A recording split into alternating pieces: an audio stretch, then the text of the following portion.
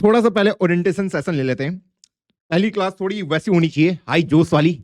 और मुझसे अगर कोई पर्सनली पूछे कि मेरा सबसे ज्यादा कंफर्ट जोन क्या है, ठीक, वो मेरे लिए डीएसए। तुम डीएसए भी नहीं बोलूंगा, वो है मेरे लिए प्रॉब्लम स्टेटमेंट सॉल्व करना। चाहे वो कहीं भी हो, चाहे वो कहीं भी हो, जहां पे दिमाग ज्यादा लगाना पड़े एज कंपेयर टू जहां पे सिर्फ कोड ही लिखे जा रहा हूं, कोड ही लिखे जा रहा हूं। ओके, तो मुझे दिमाग लगाना बहुत पसंद है और वही माइंडसेट मैं जो स्ट्राइक के स्टूडेंट है उनके अंदर डालना चाहता हूं। दोस्तों, ये जो माइंडसेट है ना, कि प्रॉब्लम सॉल्वर वाला, देखो कोड आपके लिए कोई भी लिख देगा बाद में, लेकिन इस बैच के दौरान जो मेरा फर्स्ट मकसद ये होने वाला है, आपको सोचना सिखाना। रटना नहीं है, कुछ भी रटने की जरूरत नहीं है। अगर लाइफ में आगे बढ़ना है, कुछ भी रटने की जरूरत नहीं है। सब कुछ कॉमन सेंस के रूप में आपके सामने परोसूंगा और हम इस बैच को बिल्कुल जीरो से स्टार्ट करेंगे, डीएसए वाले को। अब पहले क्लास हमारी सी प्लस प्लस की होने वाली है। उससे पहले मैं आपसे कुछ चीजें चाहता हूं जो मैं आपसे एक्सपेक्ट कर रहा हूं। जो फर्स्ट चीज मैं आपसे एक्सपेक्ट कर रहा हूं दोस्त, वो है डिसिप्लिन। यार देखो, आप लोगों ने इस कोर्स के लिए 5,500 रुपए दिए हैं, 5.5 के रुपीज, और वो भी कितने मंथ के लिए? 4 महीने के लिए। बहुत बड़ा अमाउंट है दोस्त, बहुत बड़ा अमाउंट है। इस अमाउंट के लिए प्लीज सीरियस हो जाना। हाँ, बैच की वैलिडिटी 3 साल है, बैच का एक्सेस रहेगा आपके पास, वो 3 साल रहेगा। पर मैं आपको दोस्त फर्स्ट क्लास में बता रहा हूं, जो इस कोर्स को 4 महीने में कंप्लीट कर लेगा उसके लिए बढ़िया हो जाता है, उसकी लाइफ सेट हो जाती है। लेकिन जो फ्यूचर के लिए सोचता है कि मैं बाद में करूंगा, कि भैया 3 साल तो है मेरे पास, नहीं हो पाता दोस्त कंप्लीट। जो 3 साल के चक्कर में रहते हैं ना, उनका हो ही नहीं पाता। मैं बता रहा हूं, उन बच्चों में से मात्र 10% बच्चों को ही वो 3 साल में कंप्लीट करते हैं, बाकी 90% छोड़ देते हैं। तो आज का हमारा पहला गोल है कि जो भी मैं आपको पढ़ाऊंगा उसको हमें इसी ड्यूरेशन में कंप्लीट करना है। आपके एंड से भी कुछ भी हो जाए, चाहे एग्जाम है, आप अपने किसको, शेड्यूल को, आपको तो पता होगा ना आपके एग्जाम कब है, टेस्ट कब है, कॉलेज कब जाना है, शादी कब है, मुंडन कब है, कुछ भी है, आपको इसको इसी पीरियड में कंप्लीट करना है, कुछ और नहीं। भैया 5 मंथ कर लेना, अरे चलो 5 मंथ कर लूंगा, कोई दिक्कत नहीं है मुझे। कोर्स जितना खींचेगा मुझे कोई प्रॉब्लम नहीं है। बस मेन गोल ये है कि आप इसको मेरे साथ ही कंप्लीट करना, क्योंकि मुझे पता है फर्स्ट क्लास के बाद ही 20-30% बच्चे गायब हो जाते हैं। ये मैं आपको रियलिटी बता रहा हूं, और धीरे धीरे वो नंबर ड्रॉप होता जाता है। तो आप उस ड्रॉप वाले नंबर पे ना रहना। ये मत सोचना कि मैं फ्यूचर में चीजों को कंप्लीट कर लूंगा, वो फ्यूचर नहीं आता दोस्त, नहीं आता। मैंने इतने बैचेस पढ़ा लिए, इतने नहीं 2 ही बैचेस पढ़ाए मैंने लाइव, नहीं कर पाते बच्चे। तो पहला गोल डिसिप्लिन, अपना टाइम टेबल बनाओ कि मैं रात को 9 बजे भैया जब क्लास लेंगे मैं लाइव आऊंगा, और उसके बाद मैं खुद से रिवीजन करूंगा। वो आप मॉर्निंग में भी कर सकते हो या अपने क्लास में कर सकते हो, जो आपको कंफर्टेबल फील हो। सेकंड चीज जो मैं आपसे चाहता हूं, make friend, make coding friend. ये ज्यादा बढ़िया टर्म होगा। आपको अकेले इस जर्नी को स्टार्ट नहीं करना। ओके, आप में से बहुत बच्चे डिस्कॉर्ड ग्रुप में ज्वाइन हो चुके हैं। जिन्होंने डिस्कॉर्ड ग्रुप में ज्वाइन नहीं हुए, प्लीज डिस्कॉर्ड ग्रुप में ज्वाइन हो जाएं। इसमें ही आपको दिख रहा होगा कम्युनिटी वाला सेक्शन, वहां पे आपको डिस्कॉर्ड का ऑप्शन आ रहा होगा। तो वहां से डिस्कॉर्ड में हर एक बच्चा ज्वाइन कर लो। आपके जो भी डाउट होंगे वो वहीं रिजॉल्व होंगे। मेरा सवाल है कि मेक कोडिंग फ्रेंड का मतलब क्या है? कई बार ऐसा होगा कि जब आप कोड लिखोगे तो आपको मोटिवेशन नहीं आएगा, तो आप पीयर ग्रुप में कोडिंग को स्टार्ट करें। वो आपका कॉलेज फ्रेंड हो सकता है, या फिर आप डिस्कॉर्ड में आपकी किसी से फ्रेंडशिप हो गई, किसी दोस्त से, उसके साथ, मतलब अपनी जो जर्नी है, अपनी जो लर्निंग है, उसको तुम जितना ज्यादा शेयर करोगे उतना तुम्हारे लिए बेटर होगा, क्योंकि यही चीज तुम्हें फ्यूचर में भी काम आएगी अपने कनेक्शन को बनाने के लिए। हाँ हाँ, तो या तो तुम अपने कॉलेज के फ्रेंड को बोल दो या इसको कर दो। तुम ये भी कर सकते हो कि तुम मेरी लाइव क्लास लेने आ रखे हो, तुमने, मुझे पता है बहुत बच्चों ने अकेला बैच ले रखा है, अपने दोस्त को भी ले आओ, उसको भी बैठाओ अपने बगल में कॉलेज में, अब बोलो हम इसी से पढ़ते हैं। दोनों अपना टाइम टेबल बना दो, या 3 बच्चे एक साथ पढ़ रहे हैं, 4 बच्चे एक साथ पढ़ रहे हैं, ये तो कर सकते हो ना। एक टाइम टेबल बना दो, 4 बच्चों का बना दो कॉलेज फ्रेंड का। ये मत सोचो कि यार मैंने पैसे इन्वेस्ट कर दिए 5,500, तो मैं अपने दोस्तों को क्यों बढ़ाऊं। वो तुम्हारे लिए ना, ये 5,500 यही पैसा आगे जाके तुम्हारे लिए करोड़ों कमाएगा। ये तुम्हारी इन्वेस्टमेंट होनी चाहिए। मैं फ्रेंड बनाने की बात क्यों कह रहा हूं? मैंने तुम्हें कह रहा हूं ना कि तुम्हें सोचने का तरीका आना चाहिए, सोचने का तरीका। और वो सोचने का तरीका कैसे आता है? जब तुम्हारे पास नए क्वेश्चंस आएंगे, नए प्रॉब्लम आएंगे, तो जब चार दोस्त एक साथ बैठ के किसी चीज को डिस्कस करते हैं ना, तो तुम्हें उसी क्वेश्चन का नया पर्सपेक्टिव पता चलेगा जो शायद तुमने सोचा ना होगा।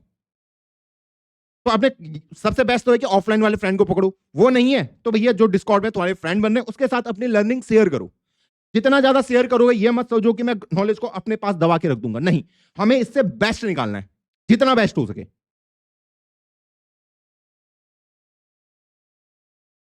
ओके, हाँ, अभी तो बहुत बच्चों ने ज्वाइन नहीं किया है डिस्कॉर्ड ग्रुप। अरे जब तुम लाइव क्लास ज्वाइन करो ना, उसके बगल में ही है कम्युनिटी वाला सेक्शन, वहां से आप ज्वाइन कर सकते हो डिस्कॉर्ड। तो अगला है हमारे पास कि हमें फ्रेंड बनाने हैं कोडिंग के लिए, जो हमें उस दिन मोटिवेट करेंगे जिस दिन हमारा पढ़ने का मन नहीं करेगा। और ये बहुत ज्यादा होगा दोस्तों। एक मिनट रुक जाओ यार, बहुत ही गर्मी हो रही है, एक मिनट।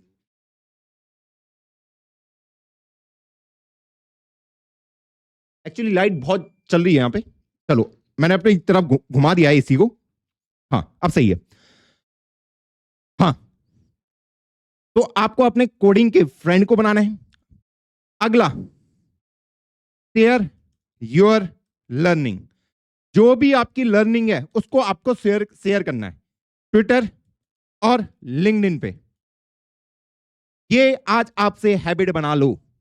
फिर बाद में जाके बच्चे कहते, प्रीवियस बैच जो हमने नेक्सस का पढ़ाया था, बहुत बच्चों को बेनिफिट मिला, बहुत बच्चों की प्लेसमेंट लगी, जॉब्स लगी, और कईयों को ऑनलाइन ही रेफरल मिल गए अपने फ्रेंड के द्वारा या किसी के द्वारा, क्योंकि वो विजिबल थे। विजिबिलिटी जब तक तुम्हारे पास नहीं होगी, कोई तुम्हें रेफरल नहीं देगा तुम्हारे घर आके। तो जो भी तुम्हारी लर्निंग है, जाओ, तुम्हें अगर आज सी प्लस प्लस के बारे में कुछ भी नहीं पता, कुछ नहीं आता, जो तुमने क्लास में सीखा है, कोई चैट जीपीटी वगैरह करने की जरूरत नहीं है। जो तुमने सीखा, अच्छा गलत जो भी तुमने सीखा, उसको शेयर कर दो कि आज मैंने क्लास में ये पढ़ा। और लिखने की हैबिट जो तुम्हारी होगी कि मैंने ये टॉपिक पढ़े और मुझे ये चीजें समझ आई, इससे बेनिफिट क्या होगा। और हाँ, कोशिश करना उसको इंग्लिश में लिखने की। किसमें लिखना है? इंग्लिश में। तुम कहते हो ना मेरी इंग्लिश इंप्रूव नहीं हो पा रही है, इंग्लिश इसलिए इंप्रूव नहीं हो पा रही है क्योंकि हम लिखना ही हम छोड़ दिया। इंग्लिश में जब तुम लिखना स्टार्ट करोगे तो तुम उस वर्ड को फ्रेज देने की कोशिश करोगे, उससे तुम्हारी ग्रामर भी इंप्रूव होगी और तुम्हारी इंग्लिश तो होगी इंप्रूव। तो जो भी तुमने सीखा है, एक तो तुम्हारा रिवीजन हो जाएगा, जो भी तुमने क्लास में सीखा उसको तुमने लिख भी दिया है, और उसके बाद तुमने उसको शेयर कर दिया। तुम्हें एक साथ तीन तीन बेनिफिट मिल रहे हैं, एक साथ तीन बेनिफिट। एक इंग्लिश इंप्रूवमेंट का, एक जो तुमने क्लास में पढ़ा है वो रिवीजन, और थर्ड तुमने उसको शेयर करके अपने कनेक्शन बनाना वो स्टार्ट कर दिया। इनका तुम्हें प्रयोग करना है। अब ये मत कर लेना कि मैंने ट्विटर लिंक्डइन पे शेयर कर दिया, अब लोग खुद ही इसको लाइक वो करेंगे। तुम्हें वहां पे बाकी लोगों से भी एंगेज करना है। अपना डेली का 15-20 मिनट निकालो दिन का, इंस्टाग्राम को छोड़ के 15-20 मिनट निकालो और ट्विटर और लिंक्डइन पे एक्टिव रहो। तुम बाकी लोगों को भी कॉम्प्लीमेंट दो, तभी वो तुम्हें कॉम्प्लीमेंट देंगे। सिंपल गेम है। Goal clear? हाँ, ओके, गोल क्लियर, हाँ। हाँ, अब हमने ये कर लिया, और हमको देने हैं यहां पे कॉन्टेस्ट। जो भी आपके लीड कोड के कॉन्टेस्ट चलते हैं उनमें आपको पार्टिसिपेट वगैरह करना है, ठीक। वीकली कॉन्टेस्ट होते हैं लीड कोड के ऊपर। तुम्हें कुछ नॉलेज नहीं है, जाओ वहां पे आप जाके उसको पार्टिसिपेट करो, कोई दिक्कत नहीं है। तुम्हें अभी कुछ नहीं आता, जाओ पार्टिसिपेट करो, देखो तो सही कंपटीशन में कूद के क्या लगता है। घबराना नहीं है कंपटीशन से, और चीटिंग तो बिल्कुल नहीं माननी इन कॉन्टेस्ट के अंदर, क्योंकि इनकी जो रेटिंग है बिल्कुल मायने नहीं रखती अगर तुम्हें ऐसा लग रहा है, क्योंकि अब तुम्हें पता है एआई का जमाना आ गया है। तो इन कॉन्टेस्ट की कोई ऐसी वैल्यू नहीं है, लेकिन वहां पे जाके तुम्हें रियल कंपटीशन फील होगा।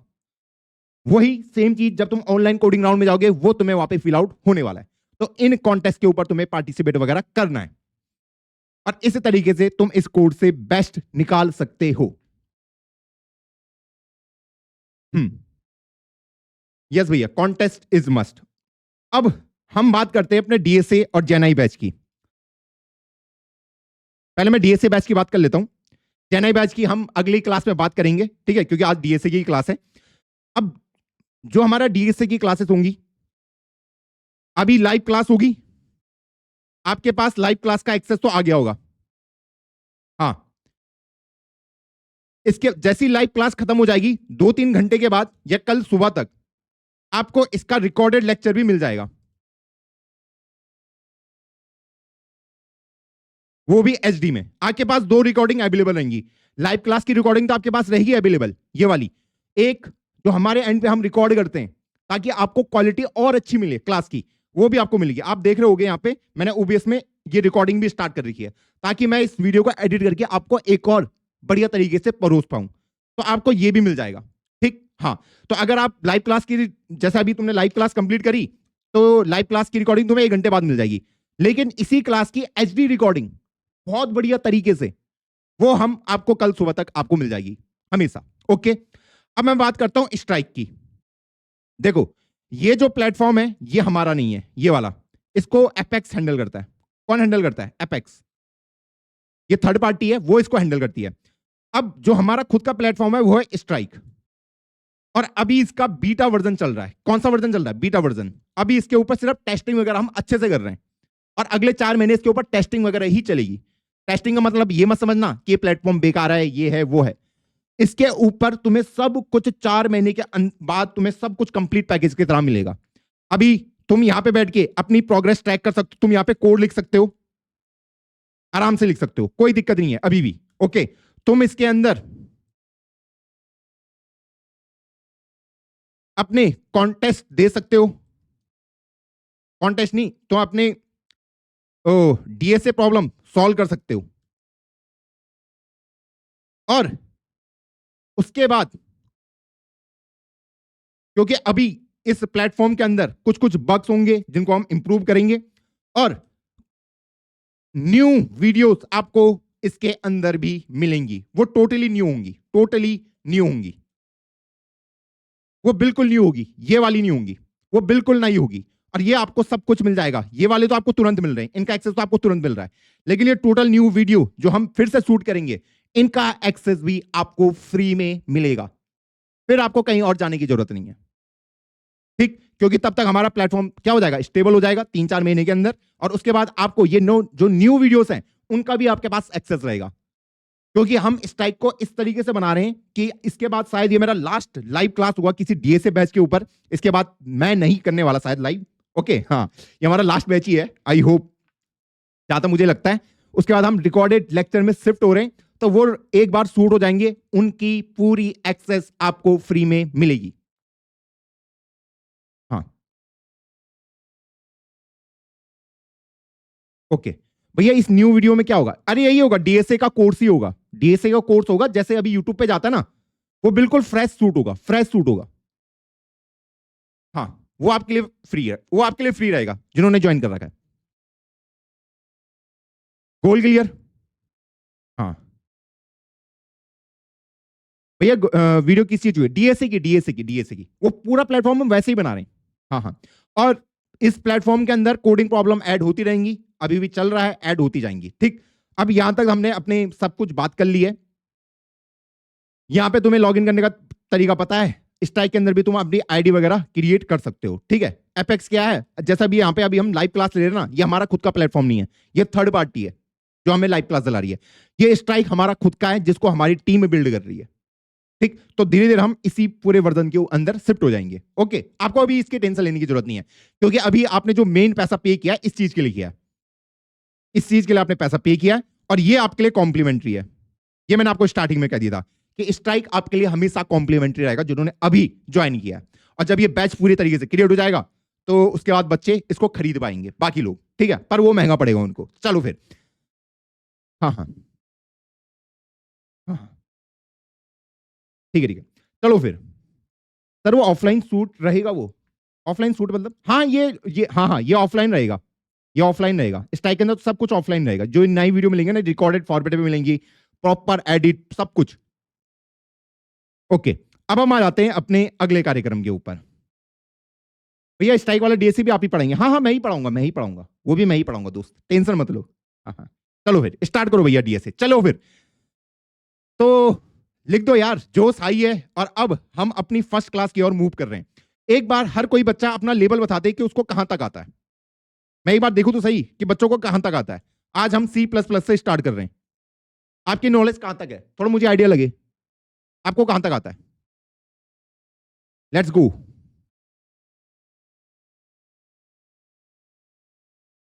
बिगनर, ग्राफ, ओ भाई, array, array array array binary search कुछ नहीं आता, एरे जीरो जीरो डीपी भाई साहब स्ट्रिंग, ठीक है कुछ नहीं आता, कोई दिक्कत नहीं, कुछ नहीं है। हाँ तो मतलब मैक्सिमम बच्चे वही हैं जो बिल्कुल बिगनर हैं। ओके, सी प्लस प्लस नाम तो सुना ही होगा, सी प्लस प्लस लैंग्वेज का नाम तो मेरे ख्याल से हर एक बच्चे ने सुन रखा होगा कि सी प्लस प्लस क्या है, हमारी एक प्रोग्रामिंग लैंग्वेज है। क्या है? एक प्रोग्रामिंग लैंग्वेज ये हमारी है या नहीं है? हाँ, प्रोग्रामिंग लैंग्वेज बोलने का मतलब क्या होता है पहले वो समझना ज्यादा जरूरी है। आपने एक टर्म तो सुना होगा कि जब भी हम इस कंप्यूटर, जो हमारा कंप्यूटर होता है, कंप्यूटर का काम क्या होता है? To calculate. हाँ, जो आपने ये स्टेटमेंट बहुत ज्यादा सुनी होगी कि जो हमारा कंप्यूटर होता है वो सिर्फ बाइनरी लैंग्वेज समझता है। कितने बच्चों ने सुन रखा है कि ये सिर्फ बाइनरी लैंग्वेज समझता है? बाइनरी लैंग्वेज समझने का मतलब कि ये सिर्फ 0 1 को ही समझता है। ये तो होता है बाइनरी नंबर 0 या 1, कि कंप्यूटर के अंदर कुछ भी आप स्टोर करोगे, बात करोगे, जैसे अभी आप ये वीडियो देख पा रहे होगे तो ये भी बाइनरी में ही है, 0 1 के फॉर्म में। हर डेटा यहां पे बाइनरी, मैं बोल रहा हूं वो भी बाइनरी डेटा है। ये भी तो डेटा है जो मैं अभी बोल रहा हूं, आपके पास आवाज आ रही है, तो ये डेटा जब ट्रैवल किया तो ये भी बाइनरी की फॉर्म में ट्रैवल किया। आपने आपके कंप्यूटर में भी ये बाइनरी की फॉर्म में स्टोर है, फिर जब आपको सुनाई देना था तब जाके उसने उसको ऑडियो में कन्वर्ट किया। तो यहां पे हमें पता होना चाहिए हर एक चीज यहां पे बाइनरी में होती है कंप्यूटर सिस्टम के अंदर, हर एक चीज। ओके, तो अगर मुझे कभी भी कंप्यूटर से बात करनी हो तो मुझे कौन सी लैंग्वेज में बात करनी पड़ेगी? ये कंप्यूटर है, ये बाइनरी लैंग्वेज ही समझता है। कोई इंसान है वो हिंदी समझता है, तो क्या मैं उससे इंग्लिश में बात कर सकता हूं? बताइए। कोई इंसान है, ये कोई इंसान है, ये सिर्फ हिंदी समझता है, हिंदी में इसके दिमाग में सारे थॉट हैं। क्या मैं इसके साथ इंग्लिश में बात कर सकता हूं? मेरा सवाल आपसे ये है, क्या मैं इसके साथ इंग्लिश में बात कर सकता हूं? नहीं कर सकता, मुझे इसके साथ हिंदी में बात करना पड़ेगा। तो सेम यहां पे जो हमारे कंप्यूटर्स होते हैं, अगर मुझे उसके साथ कभी भी कम्युनिकेट करना है कि भैया ये 2 नंबर है, इनको ऐड कर दे, ये मेरी फाइल रही, इसको स्टोर कर दे, कुछ भी बात करनी हो मुझे इसके साथ, कोई भी मुझे इसको कमांड देनी हो, तो मुझे उसको बाइनरी लैंग्वेज में ही बोलना पड़ेगा, 0 1 की फॉर्म में, 0 1 0 1 0 1 0 1। तो जो इनिशियल हमारे कोडर हुआ करते थे वो बाइनरी लैंग्वेज में ही कोड लिखते थे। किसमें लिखते थे कोड? इस बाइनरी लैंग्वेज में। अब आप खुद सोचो, इस बाइनरी लैंग्वेज में कोड लिखना कितना मुश्किल काम है।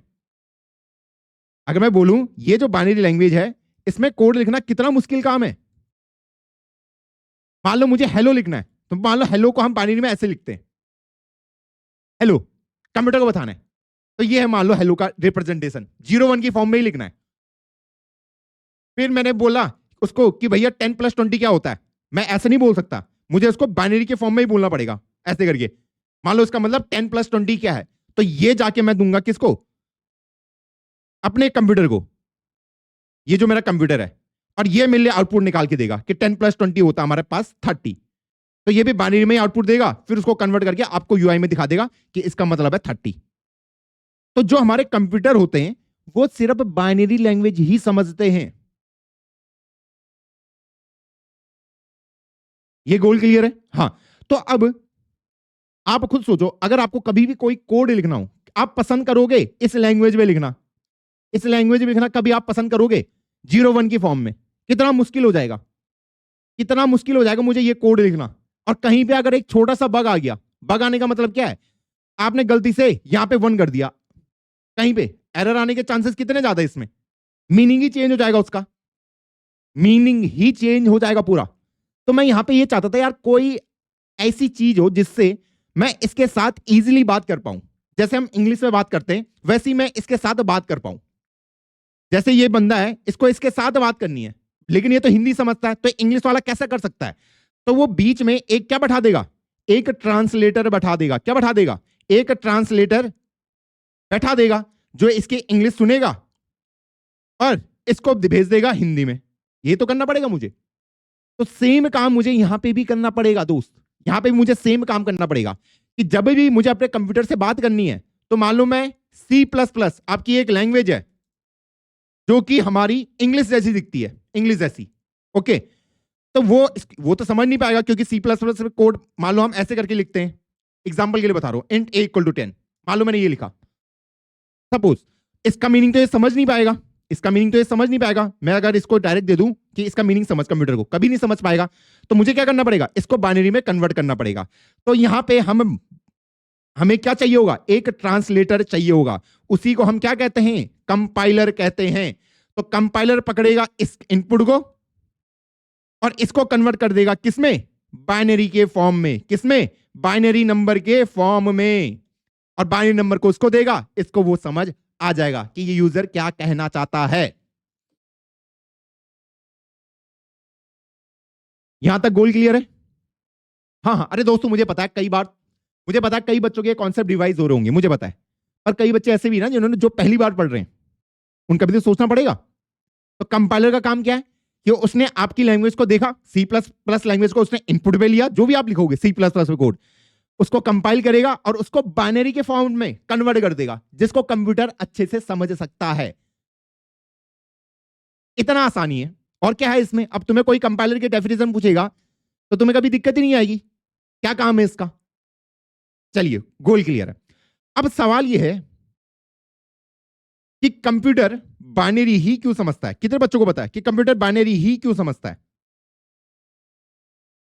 ये बाइनरी ही क्यों समझता है, ये हमारी नॉर्मल भाषा क्यों नहीं समझता? बताइए, मेरा सवाल आपसे, कंप्यूटर बाइनरी ही क्यों समझता है? क्या हम इसका आंसर दे सकते हैं? आप बताइए। देखो, वन वे क्लास नहीं होनी चाहिए। जब तक मैं आपसे सवाल पूछ रहा हूं, आपके दिमाग में जो उठपटांग आंसर आता है उसको यहां पे डाल दीजिए। वन वे नहीं होनी चाहिए क्लास। पैसे दे रहे तुमने 5,500। ट्रांजिस्टर ट्रांजिस्टर ट्रांजिस्टर, हाँ ट्रांजिस्टर, ओके, ये मेरे ही स्टूडेंट मुझे लग रहे हैं। ये कॉन्सेप्ट शायद मुझसे ही पढ़ के आए हैं। हाँ, स्विच ऑन एंड ऑफ, बिल्कुल सही बात,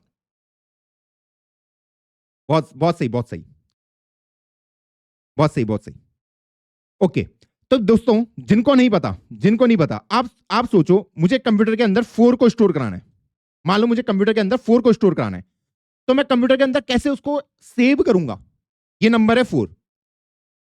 तो सबसे पहले हम क्या करते हैं, इस 4 नंबर को बाइनरी में कन्वर्ट करते हैं। किसमें कन्वर्ट करते हैं?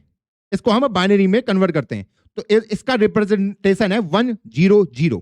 क्या है? 100। अभी कैसे कन्वर्ट करते हैं वो मैं आपको अभी बताऊंगा।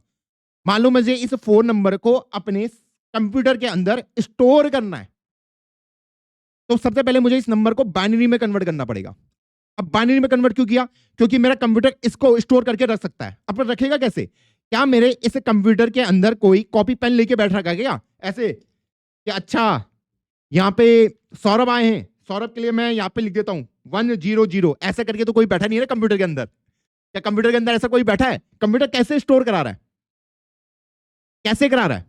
तो कंप्यूटर इसको बहुत ही सिंपल वे में स्टोर कराता है, जिसका बहुत बच्चों ने आंसर दे दिया। क्या? ट्रांजिस्टर। अब तुम बोलोगे भैया ट्रांजिस्टर क्या होता है, ये तो आप इलेक्ट्रॉनिक्स में चले गए, अच्छे से समझाओ। ट्रांजिस्टर कुछ नहीं है, आपका सिंपल सा एक बल्ब है। बल्ब देखा तुमने? कितने बच्चों ने देखा बल्ब? बल्ब देखा है? हाँ हाँ भैया, बल्ब तो देखा है। अभी तुमने देखे होंगे यार भाई, ये जो एनवीडिया वाले हैं इनके स्टॉक्स कितने बढ़ गए। ये क्या बना रहे हैं? चिप्स वगैरह बना रहे हैं। क्या बना रहे हैं बिहाइंड द सीन, देखना कभी। तो ये बल्ब है, ये बल्ब का सिंपल सा काम है, या तो ये बल्ब ऑन होगा या ये ऑफ होगा। अगर बल्ब ऑन होगा तो उसका मीनिंग ये समझ लेगा 1, और अगर बल्ब ऑफ हुआ उसका मीनिंग समझ लेगा 0। सिंपल सा मीनिंग है। इसका मतलब है ऑफ और इसका मतलब है ऑन। अगर बल्ब ऑन हुआ तो उसका मतलब 1, ऑफ हुआ तो 0। और इसके अंदर जो ये ट्रांजिस्टर है, ये बहुत सारे बल्ब इसके अंदर प्रेजेंट हैं, बहुत सारे, ये छोटे छोटे बल्ब यहां पे प्रेजेंट है, यहां पे प्रेजेंट है, ऐसे करके बहुत सारे प्रेजेंट है ऐसे। तो अगर मुझे इस 100 को स्टोर कराना है तो मुझे कितने बल्ब की रिक्वायरमेंट पड़ेगी? बहुत सारे बल्ब हैं इसके अंदर, ट्रांजिस्टर जिनको मैं बोल रहा हूं, तो उसको कितने बल्ब की रिक्वायरमेंट पड़ेगी? 3 बल्ब की, 1, 2 और 3। अब इसको सिंपल क्या करना है, पहले बल्ब को ऑन कर दो, अब बाकियों को ऑफ कर दो। ये ऑन, बाकी के आपके ऑफ और ऑफ। ये लीजिए, ये ऑन होगा और ये बाकी दोनों आपके ऑफ होंगे। इसका मतलब क्या समझ जाएगा? अब अगर आपको फ्यूचर में इस वैल्यू को रीड करना हो तो आप रीड कर सकते हो ना। आप इन बल्ब पे जाओगे, देखोगे अच्छा पहला बल्ब ऑन है तो इसका मतलब है 1, अगला बल्ब ऑफ है इसका मतलब है 0। ऐसे तो कंप्यूटर स्टोर करा रहा है, अगला बल्ब ऑफ है उसका मतलब भी क्या है 0। इसी तरीके से उसे पता चला कि ये 100 यहाँ पे स्टोर हो रखा है, और फिर वो इस 100 को कन्वर्ट करके आपको बाद में कभी आपको इस डेटा की जरूरत पड़े तो आपको बोल सकता है वहां पे 4 स्टोर था। इतना ही सिंपल होता है। क्या ये कॉन्सेप्ट क्लियर हुआ? क्या यहां तक आपको स्वाद आ चुका है? अब ये मत समझना वहां पे इतना बड़ा बल्ब है, बहुत ही छोटे होते हैं, बहुत छोटे। हाँ, क्या ये कॉन्सेप्ट क्लियर है? यहां तक सबको चमक रहा है?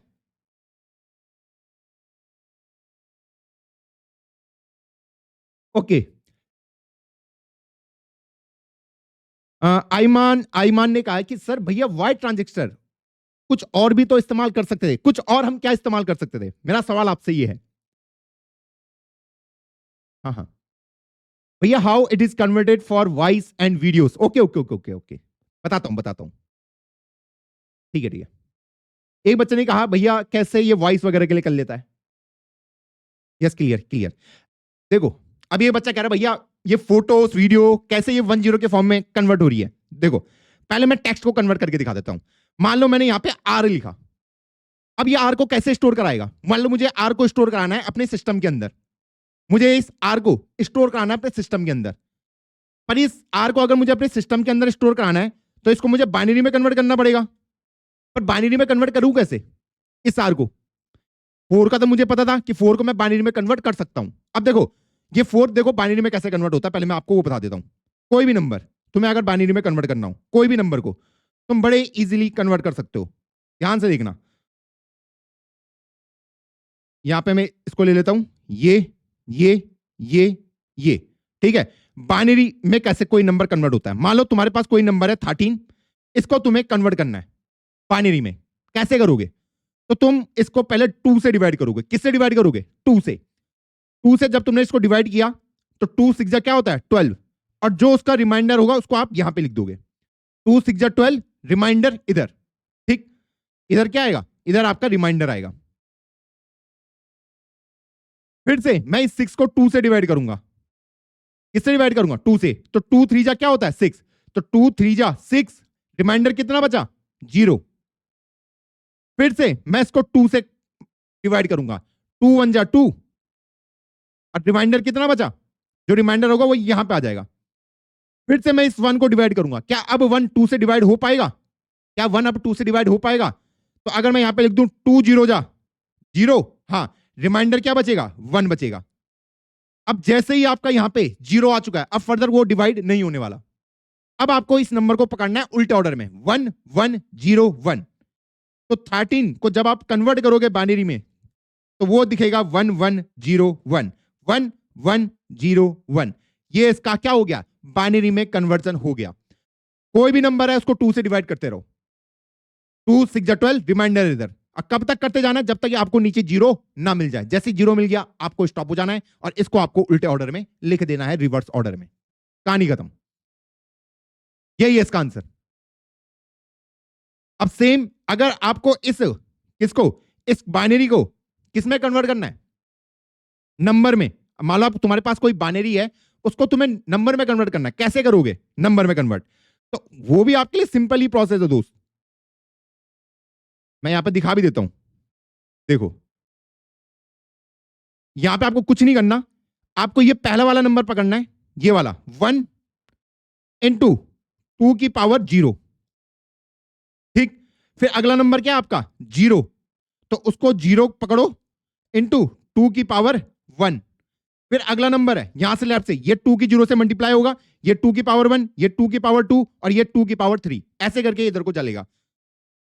फिर अगला वाला नंबर 1 है, इनटू किससे करना है? 2 की पावर 2, और ये लास्ट वाला क्या है? 1 है, तो 1 इंटू 2 की पावर 3, ये मल्टीप्लाई है। तो इससे आपका आंसर क्या आया?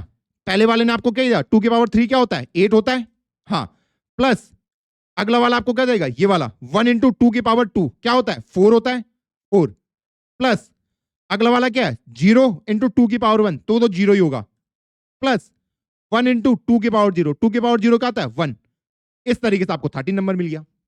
इस तरीके से आप कन्वर्ट करते हो। अरे दोस्त, अगर मैं तुम्हें ये नंबर दूं 136, मैं बोल रहा हूं इसको आप नंबर में कन्वर्ट करो, नंबर में कन्वर्ट करो, तो नंबर में हम इसको कैसे कन्वर्ट कर देते? तुम बोल गए अरे भैया क्या बेवकूफी वाली बात कर रहे हो, ये तो ऑलरेडी नंबर है, आप बोले इसको नंबर में कन्वर्ट करो। अरे यहां पे भी तो हम यही करते थे कि 6 इंटू, अगर मान 10 की पावर 0, ये तो करते था 6 इंटू 10 की पावर 0, क्योंकि ये क्या है, डेसिमल नंबर सिस्टम है। कौन सा सिस्टम है ये? डेसिमल नंबर सिस्टम है। डेसिमल नंबर सिस्टम जब भी आपके पास होगा, डेसिमल नंबर सिस्टम क्या होते हैं? 0, 1, 2, 3। तो आपको ये देखना है इसमें कितने यूनिक नंबर प्रेजेंट है, कितने यूनिक नंबर प्रेजेंट है। तो इसमें 0 से लेकर 9 तक 10 नंबर यूनिक नंबर प्रेजेंट होते हैं। बाइनरी में कितने यूनिक नंबर होते हैं? 2 ही यूनिक होते हैं, या तो 0 होगा या 1 होगा, इन्हीं के कॉम्बिनेशन से सारे नंबर वो बनते हैं। तो सेम मेरे बाइनरी सिस्टम में कितने होते हैं? 10 यूनिक नंबर होते हैं। इसलिए मैं इसको 10 की पावर 0 से कर रहा हूं, ना कि 2 की पावर 0 से। सेम ये 3 वाला 3 इंटू 10 की पावर 1, सेम ये 1 इंटू 10 की पावर 2। जब आप इसको ऐड करोगे आपको फिर से 136 ही मिलेगा। ये रहा। आपको हमेशा जब भी आप किसी भी सिस्टम के अंदर पढ़ाई कर रहे हैं, किसी भी सिस्टम को जान रहे हैं, आपको हमेशा पता होना चाहिए कि मैं उसको किस फॉर्म में कन्वर्ट कर सकता हूं, किस फॉर्मेट में कन्वर्ट कर सकता हूं। अब मान लो कल को तुम्हें कोई कहता है, बहुत आसान लॉजिक है, मैं तुम्हें बताता हूं। एक होता है हमारे पास ऑक्टा फॉर्मेट, ठीक है। ऑक्टा फॉर्मेट में टोटल मेरे पास 0, 1, 2, 3, 4, 5, 6, 7, टोटल मेरे पास यही नंबर होते हैं। 8 टाइप के नंबर होते हैं 0 से लेकर 7 तक। तुम्हें अगर तुम्हारे पास अगर कोई भी नंबर है, मान लो तुम्हारे पास 120 है या 129 है, इसको तुम्हें कन्वर्ट करना है इस फॉर्मेट में, ऑक्टा फॉर्मेट में। कैसे कन्वर्ट करोगे? तो तुम्हें देखना यहां पे कितने यूनिक नंबर प्रेजेंट है, कितने यूनिक नंबर प्रेजेंट है, 8 टाइप के। तो यहां पे तुम उसी सिस्टम को फॉलो करोगे दोस्त। ये पहले ये बनाओ, इसको इस फॉर्मेट में कन्वर्ट करना है। ये पकड़ा, ये नीचे, ये नीचे, ये नीचे। 129 को पकड़ो। जैसे जब हम इसको 13 को बाइनरी में कन्वर्ट कर रहे थे, तो हमने यहां पे 2 ही क्यों लिखा? क्योंकि बाइनरी फॉर्मेट में जो आपके नंबर हैं वो 2 ही यूनिक हैं, या तो 0 होगा या 1 होगा, इसीलिए। ठीक सेम मैं यहां पे भी कह सकता हूं कि अगर 136 को मुझे नंबर वाले फॉर्मेट में कन्वर्ट करना है, नंबर वाले फॉर्मेट में, ठीक, या फिर 136 को एक तो हम ऐसे करके कर सकते हैं, या फिर आप इसको ऐसा भी बोल सकते हैं कि भैया ऑलरेडी, चलो वो तो ऑलरेडी नंबर है उसको भूल जाओ। चलो यहां पे देखो 129 को मुझे ऑक्टा फॉर्मेट में कन्वर्ट करना है, तो यहां पे मुझे 8 लिखना पड़ेगा कि भैया ये 8 से मुझे डिवाइड करना पड़ेगा। तो 8 से जब आप इसको डिवाइड करोगे कितना आएगा? 8 1 जा 8 और 4 बचा 49, 8 6 जा 48 और रिमाइंडर बचा कितना? 1 बचा। यही होता नहीं? हाँ, फिर से 8 से डिवाइड करोगे तो 8 2 जा 16 और आपके पास यहां क्या बचेगा? रिमाइंडर 0 बचेगा। फिर से आप देखोगे 8 से डिवाइड किया, 8 0 जा 0, जब तक आप कूदोगे नहीं, और यहां पे आ जाएगा क्या? मेरा रिमाइंडर 2। तो आपका जो इसका कन्वर्जन होगा ऑक्टा फॉर्मेट में वो होगा 201, उल्टे फॉर्म में। ये इस 129 का, ये तो डेसिमल नंबर है, इस डेसिमल नंबर का ऑक्टा फॉर्मेट में कन्वर्जन 201 होगा। ये तो आप किसी भी फॉर्मेट में कन्वर्ट, तुम अपना खुद का फॉर्मेट निकाल दो कि मेरा ये फॉर्मेट है, इसके अंदर 5 यूनिक डिजिट होंगे, 0 1 2 3 4, इसी के कॉम्बिनेशन से सारे नंबर बनेंगे। तो उस केस में तुम्हें अगर उसे कन्वर्ट करना होगा तो तुम यहां पे 5 लिखोगे। तुम खुद का नंबर सिस्टम बिल्ड कर सकते हो, खुद का नंबर सिस्टम बोलने का मतलब क्या होता है? जैसे अगर मैं यहां पे बोलूं डेसिमल में, तो डेसिमल नंबर सिस्टम में आपके पास 0 से लेकर 9 तक वाले नंबर दिखेंगे, उसी के कॉम्बिनेशन से कोई भी नंबर जनरेट होगा। बाइनरी में जब भी आप कोई नंबर जनरेट करोगे तो उसमें 0 1 के ही फॉर्म में नंबर दिखेंगे। तो सेम जब हम ऑक्टा फॉर्मेट की बात करते हैं तो उसमें जब भी आप कोई नंबर जनरेट करोगे तो वो 0 से लेकर 7 तक इसी फॉर्मेट में होंगे। तो ये हो गया इसका 201, ये हो गया इसका ऑक्टा फॉर्मेट।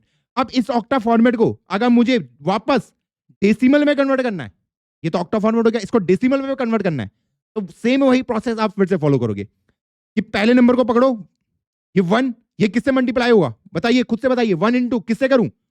कितने डिफरेंट टाइप के नंबर है इसमें? 8। तो 8 की पावर 0, फिर प्लस अगला क्या है 0 इंटू 8 की पावर 1,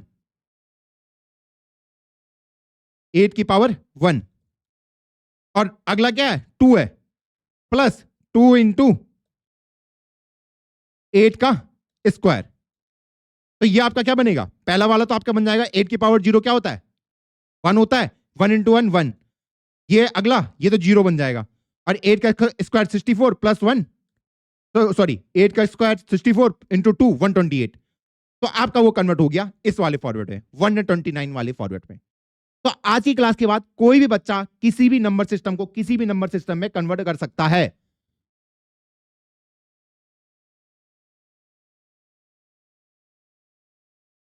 क्या कर सकते हैं, क्या अब आपको कभी भी कोई भी नंबर सिस्टम में आप खुद से काम कर सकते हैं। ऐसी मेरा हेक्साडेसिमल फॉर्मेट होता है जिसमें आपके 16 यूनिक नंबर प्रेजेंट होते हैं, 0 1 2 3 4 5 6 7 8 9 ABCDEFGH। आज के बाद आपको इस वाले कॉन्सेप्ट में कभी दिक्कत नहीं होनी चाहिए। हाँ, तो भाई अब आपको आपका आंसर मिल गया होगा कि क्यों हमने यहां पे ट्रांजिस्टर ले रखा है, क्योंकि भैया मुझे अपने सिस्टम के अंदर कुछ तो कैसे करके मैं अपने सिस्टम के अंदर डेटा स्टोर कराऊं। तो सबसे आसान मेथड था कि मैं बल्ब को ले लूं। और आपको शायद पता नहीं होगा, ये जो डेसिमल नंबर सिस्टम है, जो ये 123 124 जो भी आप नंबर पढ़ते हैं, ये नंबर सिस्टम इंडिया से ही आया है। कितने बच्चों को पता है, डेसिमल नंबर सिस्टम इंडिया से ही आया है। पहले के जो लोग थे उनका जो सिस्टम था वो बहुत ही कॉम्प्लेक्स था, बहुत ही कॉम्प्लेक्स। और तुम ये भी देखोगे कि इसको हम कहते हैं बेस 2 नंबर, बेस 2, जो हमारे बाइनरी होते हैं, जो हमारे नॉर्मल नंबर सिस्टम होते हैं जिनको हम पढ़ते हैं वो होते हैं, हम उनको कहते हैं बेस 10। पढ़ा है बेस 10, उसमें 10 यूनिक डिजिट है। और ऑक्टा फॉरवर्ड में हम कहते हैं इसको बेस 8, कि इसमें टोटल 8 यूनिक नंबर प्रेजेंट है। और तुम्हें पता है पहले के जमाने में लोग कैसे कैलकुलेशन करते थे, उसको हम कहते थे बेस 60। बेस 60 का मतलब बताऊं मुझे, जब डेसिमल नंबर सिस्टम एग्जिस्ट नहीं करता था, बेस 60 एग्जिस्ट करता था, उसका मतलब क्या होगा। हाँ हाँ भैया, एक बार बताओ ना मुझे। हाँ आर्यभट्ट ने, अगर मैं बोलूं बेस 60, बेस 60 का मतलब क्या है, उसमें कितने यूनिक डिजिट होंगे 60 यूनिक कैरेक्टर, देख रहे हो 60 यूनिक कैरेक्टर। और भाई उस टाइम पे जो कैलकुलेशन लोग करते थे वो बहुत ही कॉम्प्लेक्स हो जाती थी।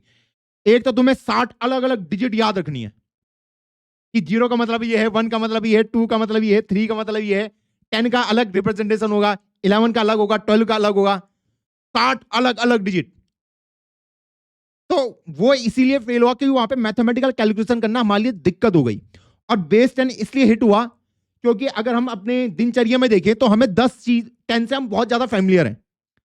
उंगली कितनी है 10, पांव की उंगली कितनी है 10, तो 10 से ना हम बहुत ज्यादा कैलकुलेशन थे, क्योंकि पहले हम कैलकुलेशन हाथ में ही करते थे कि 1 2 3 4 5 6 7 8 9 10 ऐसे हाथ से, तो हमने उसी को बना दिया, इसलिए बेस 10 बहुत ज्यादा हिट हो गया। क्योंकि हमें पहले इनिशियल बच्चा जब सीखता है, कोई भी सीखता है बच्चा, वो उंगली से तो सीखता है ऐसे करके कैलकुलेशन को। हाँ, इसलिए बेस 10 इतना हिट चला गया था।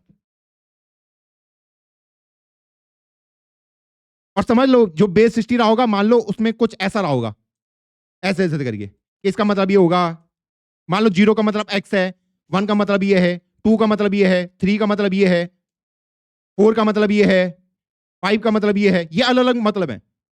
ये 0 का मतलब ये है, 1 का ये है, 2 का ये है, 3 का ये है, 4 का, 5 का, ऐसी टोटल आपके पास 60 अलग अलग कैरेक्टर होंगे। तो 60 कैरेक्टर को आपको याद रखना है। अभी तो हमारे लिए आसान है, 0 से लेकर 9 तक वो कैरेक्टर हर एक बच्चे को याद है। कैरेक्टर रूल नंबर रूल, बात वही है।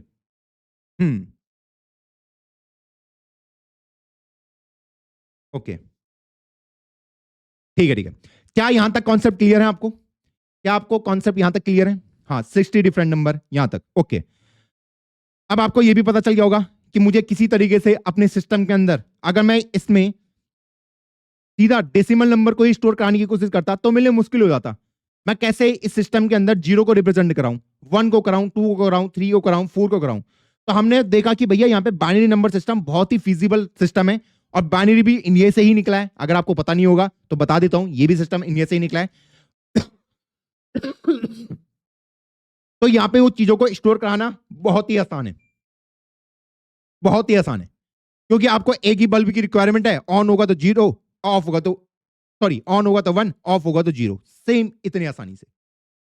अब एक बच्चा मुझे पूछ रहा है कि भैया कंप्यूटर को पता कैसे चलेगा कि ये 3 बल्ब कहां पे स्टोर है। इस पे आएंगे हम आगे वाले लेक्चर में, क्योंकि मेरे सिस्टम के अंदर बहुत सारे बल्ब होंगे। एक बच्चा कह रहा है ना, क्योंकि मेरे सिस्टम के अंदर बिलियंस ऑफ बल्ब होंगे, बिलियंस ऑफ ट्रांजिस्टर या मिलियंस ऑफ ट्रांजिस्टर।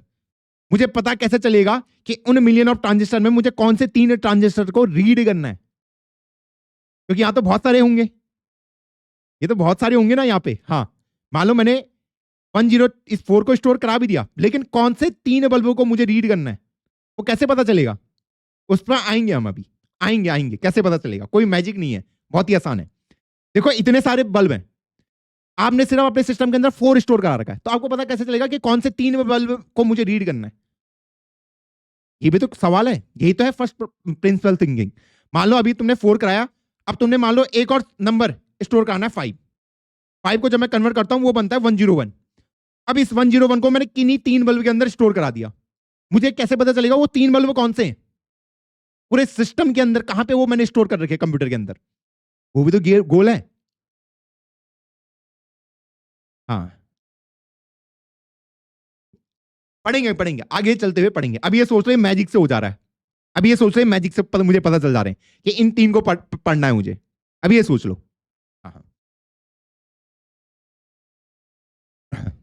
भैया then how to store octa. Octa को स्टोर नहीं करते हम, वो कन्वर्ट करने की मैं आपको बता रहा हूं। ऑक्टा को स्टोर करना है, उसको भी आपको बाइनरी में कन्वर्ट करना पड़ेगा। आप किसी को भी कन्वर्ट नहीं कर सकते, सबको आपको बाइनरी में ही कन्वर्ट करना पड़ेगा, सबको, कोई भी नंबर हो कुछ भी हो। तो वैसे ही मैं आपको बता रहा था कि जैसे मान लो मुझे किसी कैरेक्टर को स्टोर करना है, मान लो मुझे रोहित को स्टोर करना है, अभी रोहित को छोड़ो, अभी मुझे सिंपल एक कैरेक्टर को स्टोर करना है अपने सिस्टम के अंदर, जिसका नाम है आर। तो आर को मैं अपने सिस्टम के अंदर कैसे स्टोर करूंगा, ये तो कैरेक्टर है, अब मेरा सिस्टम समझता है बाइनरी, कैसे करूंगा। तो यही प्रॉब्लम आई थी उन लोगों के पास, कैसे करूंगा। इसके लिए हमारे पास आती है एक आस्काई टेबल। क्या आती है, सुना होगा आप लोगों ने आस्काई टेबल के बारे में।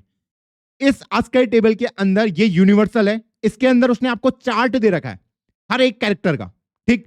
तो अगर मैं आपको इसके ऊपर लेके जाऊं, आप इसको अगर स्क्रॉल करोगे, यहां पे अगर आप देखोगे, ये रहा हमारे पास कैपिटल आर। क्या रहा, आस्काई टेबल सर्च करो गूगल पे, ये रहा हमारे पास कैपिटल आर। इस कैपिटल आर को हमने एक नंबरिंग दे रखी है, जो कि क्या है मेरी 82, कि हर एक कैरेक्टर को हमने एक नंबर प्रोवाइड कर दिया।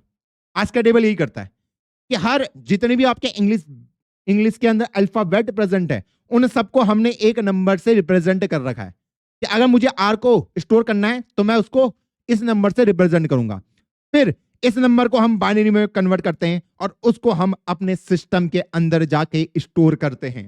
Goal clear. मैं आर को डायरेक्ट नहीं कर सकता, मुझे उसको बाइनरी में कन्वर्ट करना पड़ेगा, लेकिन आर को बाइनरी में कन्वर्ट करूं कैसे। तो हमने उसके करस्पॉन्डिंग एक नंबर दे दिया है जो कि फिक्स्ड है, जो कि क्या होने वाला है 82 है। वो आपको आस्काई टेबल से पता चल जाएगा। ये देख लो, आपके कीबोर्ड में जितने भी बटन है ना, जितने भी बटन है, अपने कीबोर्ड को देखो, वो सब यहाँ पे प्रेजेंट होंगे। हैश को कैसे हमारा सिस्टम स्टोर करता है, उसके लिए भी एक नंबर उसने असाइन कर रखा है। जितने भी कैरेक्टर आपको दिख रहे हैं, इवन अगर आपको ये नंबर भी एज अ कैरेक्टर स्टोर कराना है, उसके लिए भी उसने दे रखा है 48, उसको अज्यूम कर लेना। फिलहाल के लिए भूल जाओ 0 से 9, वरना आप कंफ्यूज हो जाओगे।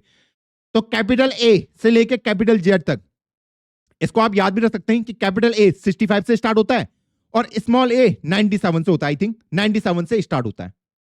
तो अगर आपको कैरेक्टर को नंबर में स्टोर करना, ओ बाइनरी में कन्वर्ट करना है, तो सबसे पहले मुझे एक टेबल चाहिए होगी जो मुझे बताएगी कि भैया इसके कॉरस्पॉन्डिंग कौन सा नंबर है, और इस टेबल को हर कोई एक्सेप्ट करता है, हर कोई। अब तुम में से, अब ये टेबल का साइज देख लो, 127 इसमें यूनिक डिजिट प्रेजेंट है। अब तो ज्यादा हो चुके हैं, 256 तक ये जा चुका है वैसे, अब 256 तक, तो 0 से लेकर 255 तक, यहां से यहां तक 0 से लेकर 255 तक अगर आप यहां पे चलते हो, इसको अगर आप, और ये एक्सटेंडेड वाली एक्स का कोड है, ठीक है। तो इसमें टोटल 256 यूनिक कैरेक्टर प्रेजेंट है। अब तुम बोलोगे भैया अगर मुझे हिंदी को स्टोर कराना हो, किसको स्टोर कराना हो, हिंदी को, हिंदी में आ ई ऊ ऊ का खा गा, इसको स्टोर कराना हो तो उसको मैं कैसे स्टोर करूंगा, क्योंकि वो तो यहां दे ही नहीं रखा है, इसमें नहीं दे रखा है, इसमें दे ही नहीं रखा है। मान लो मुझे चाइनीज लैंग्वेज है, उसके किसी कैरेक्टर को स्टोर कराना है अपने सिस्टम के अंदर, उसके लिए भी नहीं दे रखा है। तो उसके लिए हमारे पास एक डिफरेंट टेबल होगी, उसको हम यूनिक कोड भी कहते हैं, यूनिकोड टेबल। आप यहां पे जाके उसको देख सकते हैं, आपकी लैंग्वेज के हिसाब से आपको वो नंबर उसने दे रखे होंगे, आपकी लैंग्वेज यहां पे पक्का प्रेजेंट होगी। यहां पे मैं आपको दिखा भी देता हूं, ये हिंदी गुजराती मुझे दिख गई जी। अरे हिंदी कहां गई भाई, अच्छा ये देवनागरी, देवनागरी का देख लो, उसके क्रॉसपॉन्डिंग हर एक नंबर वहां पे प्रेजेंट होगा, ये देख लो एक नंबर प्रेजेंट होगा। तो ये आस्कर टेबल से ऊपर चला गया। गोल क्लियर है, गोल क्लियर है। तो जितना भी डेटा हमारे पास है, देखो पहले के जमाने में लोग सिर्फ इंग्लिश में ही बात करते थे, हमने उस समय सोचा ही नहीं था कि हम बाकी लैंग्वेज को भी यहां इंटरेक्ट कराएंगे।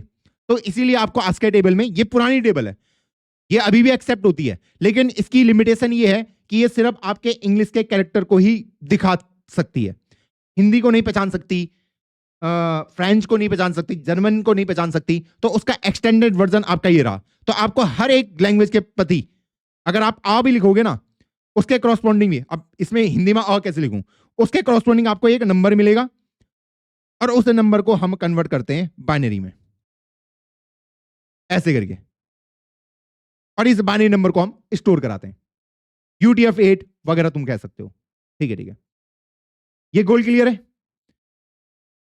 तो कुछ भी हो जाए दोस्तों, दुनिया इधर की उधर हो जाए, किधर भी हो जाए, कोई भी डेटा हो, फोटो ही क्यों ना हो, फोटो को भी मुझे किसमें कन्वर्ट करना पड़ेगा, किसमें कन्वर्ट करना पड़ेगा, बाइनरी में कन्वर्ट करना पड़ेगा। अब तुम बोलोगे भैया फोटो कैसे कन्वर्ट हो जाएगी, अगर मुझे अपनी इमेज को स्टोर कराना है, मेरे पास कोई इमेज है, अगर मुझे अपनी इमेज को स्टोर कराना है ऐसे करके अपने सिस्टम के अंदर, तो उसको भी मुझे बाइनरी में कन्वर्ट करना पड़ेगा, क्योंकि मेरे सिस्टम के अंदर हर चीज बाइनरी में ही स्टोर होती है। तो इमेज को कैसे स्टोर कराएंगे, सवाल पूछोगे तुम। हाँ, ओके। तो भैया कंप्यूटर दोनों को एक साथ इस्तेमाल करता है, UTF-8 एंड ASCII। बहुत बढ़िया सवाल पूछा है, बहुत बढ़िया सवाल पूछा है। ओके, क्या लगता है दोनों को एक साथ करता होगा इस्तेमाल, या फिर ASCII टेबल ऑलरेडी UTF-8 के अंदर इंक्लूडेड है? चेक करो एक बार, एक बार चेक करो। हाँ, चेक करो ना, क्या ASCII टेबल ऑलरेडी UTF-8 के अंदर इंक्लूडेड है या नहीं है? हाँ, पिक्सल की फॉर्म में। बहुत सही, बहुत सही, बहुत सही। बच्चों ने आंसर, अरे दोस्तों मैं तुम्हें दिखा देता हूं जिनको बच्चों को पता नहीं है, पिक्सल इमेज, मैं आपको दिखा देता हूं।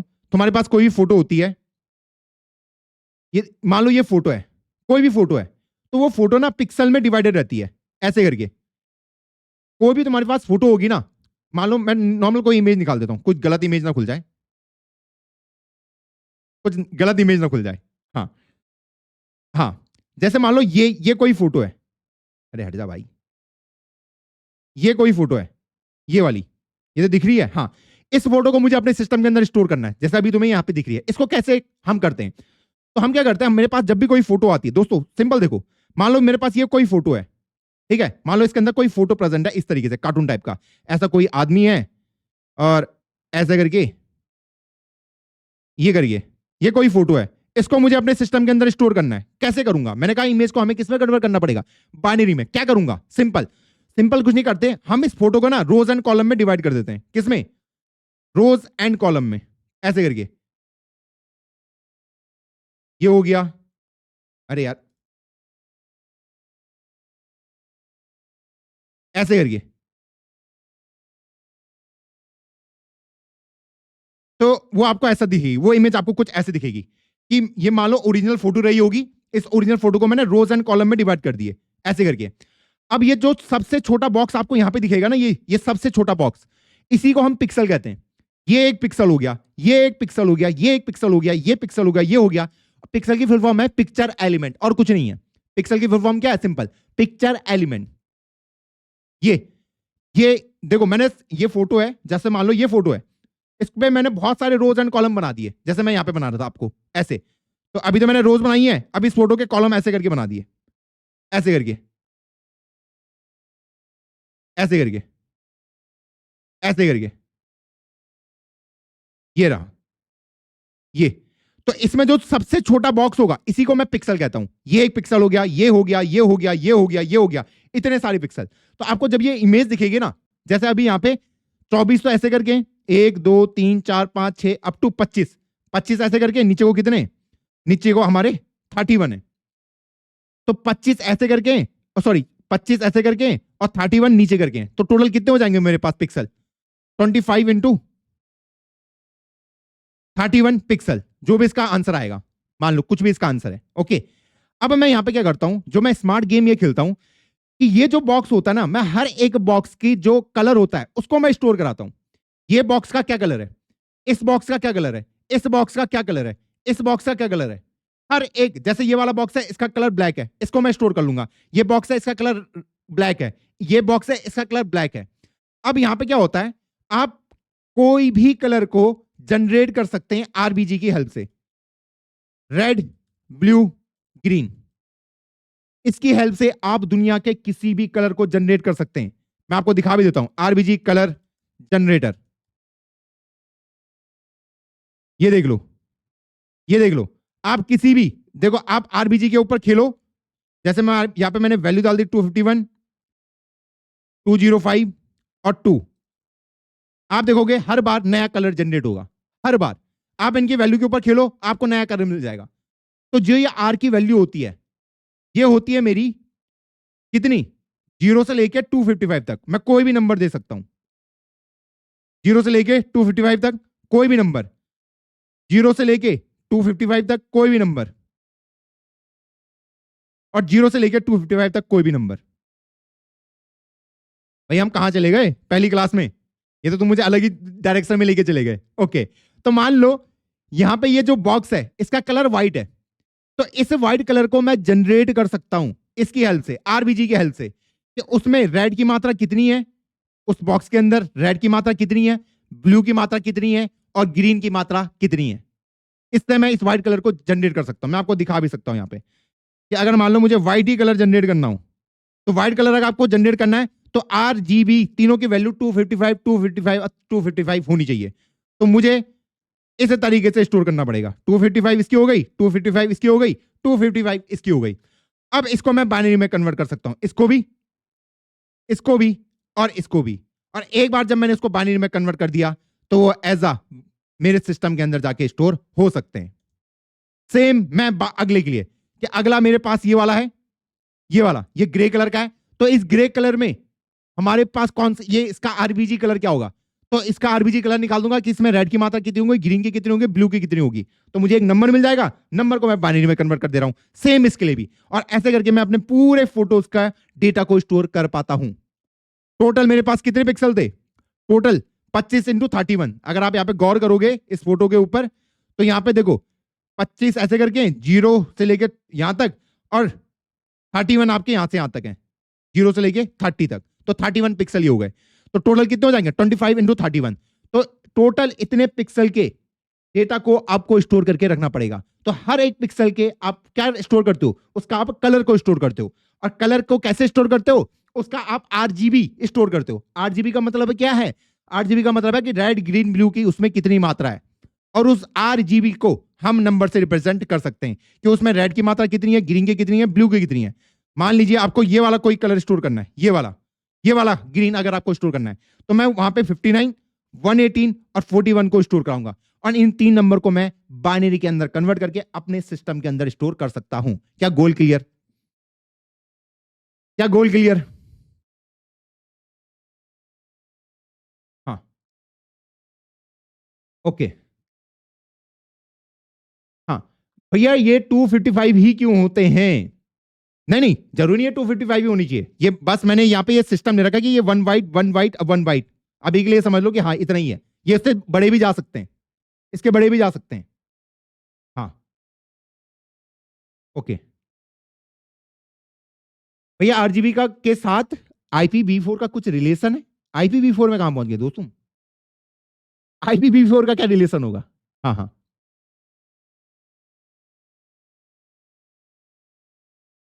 हाँ भैया, अगर इतने सारे पिक्सल को स्टोर कर रहे हैं तो साइज तो बहुत बड़ा हो जाएगा फोटो का। फोटो का साइज तो होता ही है बड़ा, फोटो का साइज तो ज्यादा ही होता है। तुम कराओ अपनी एक टेक्स्ट फाइल को स्टोर कराओ और एक फोटो को स्टोर कराओ, कौन ज्यादा वो लेता है?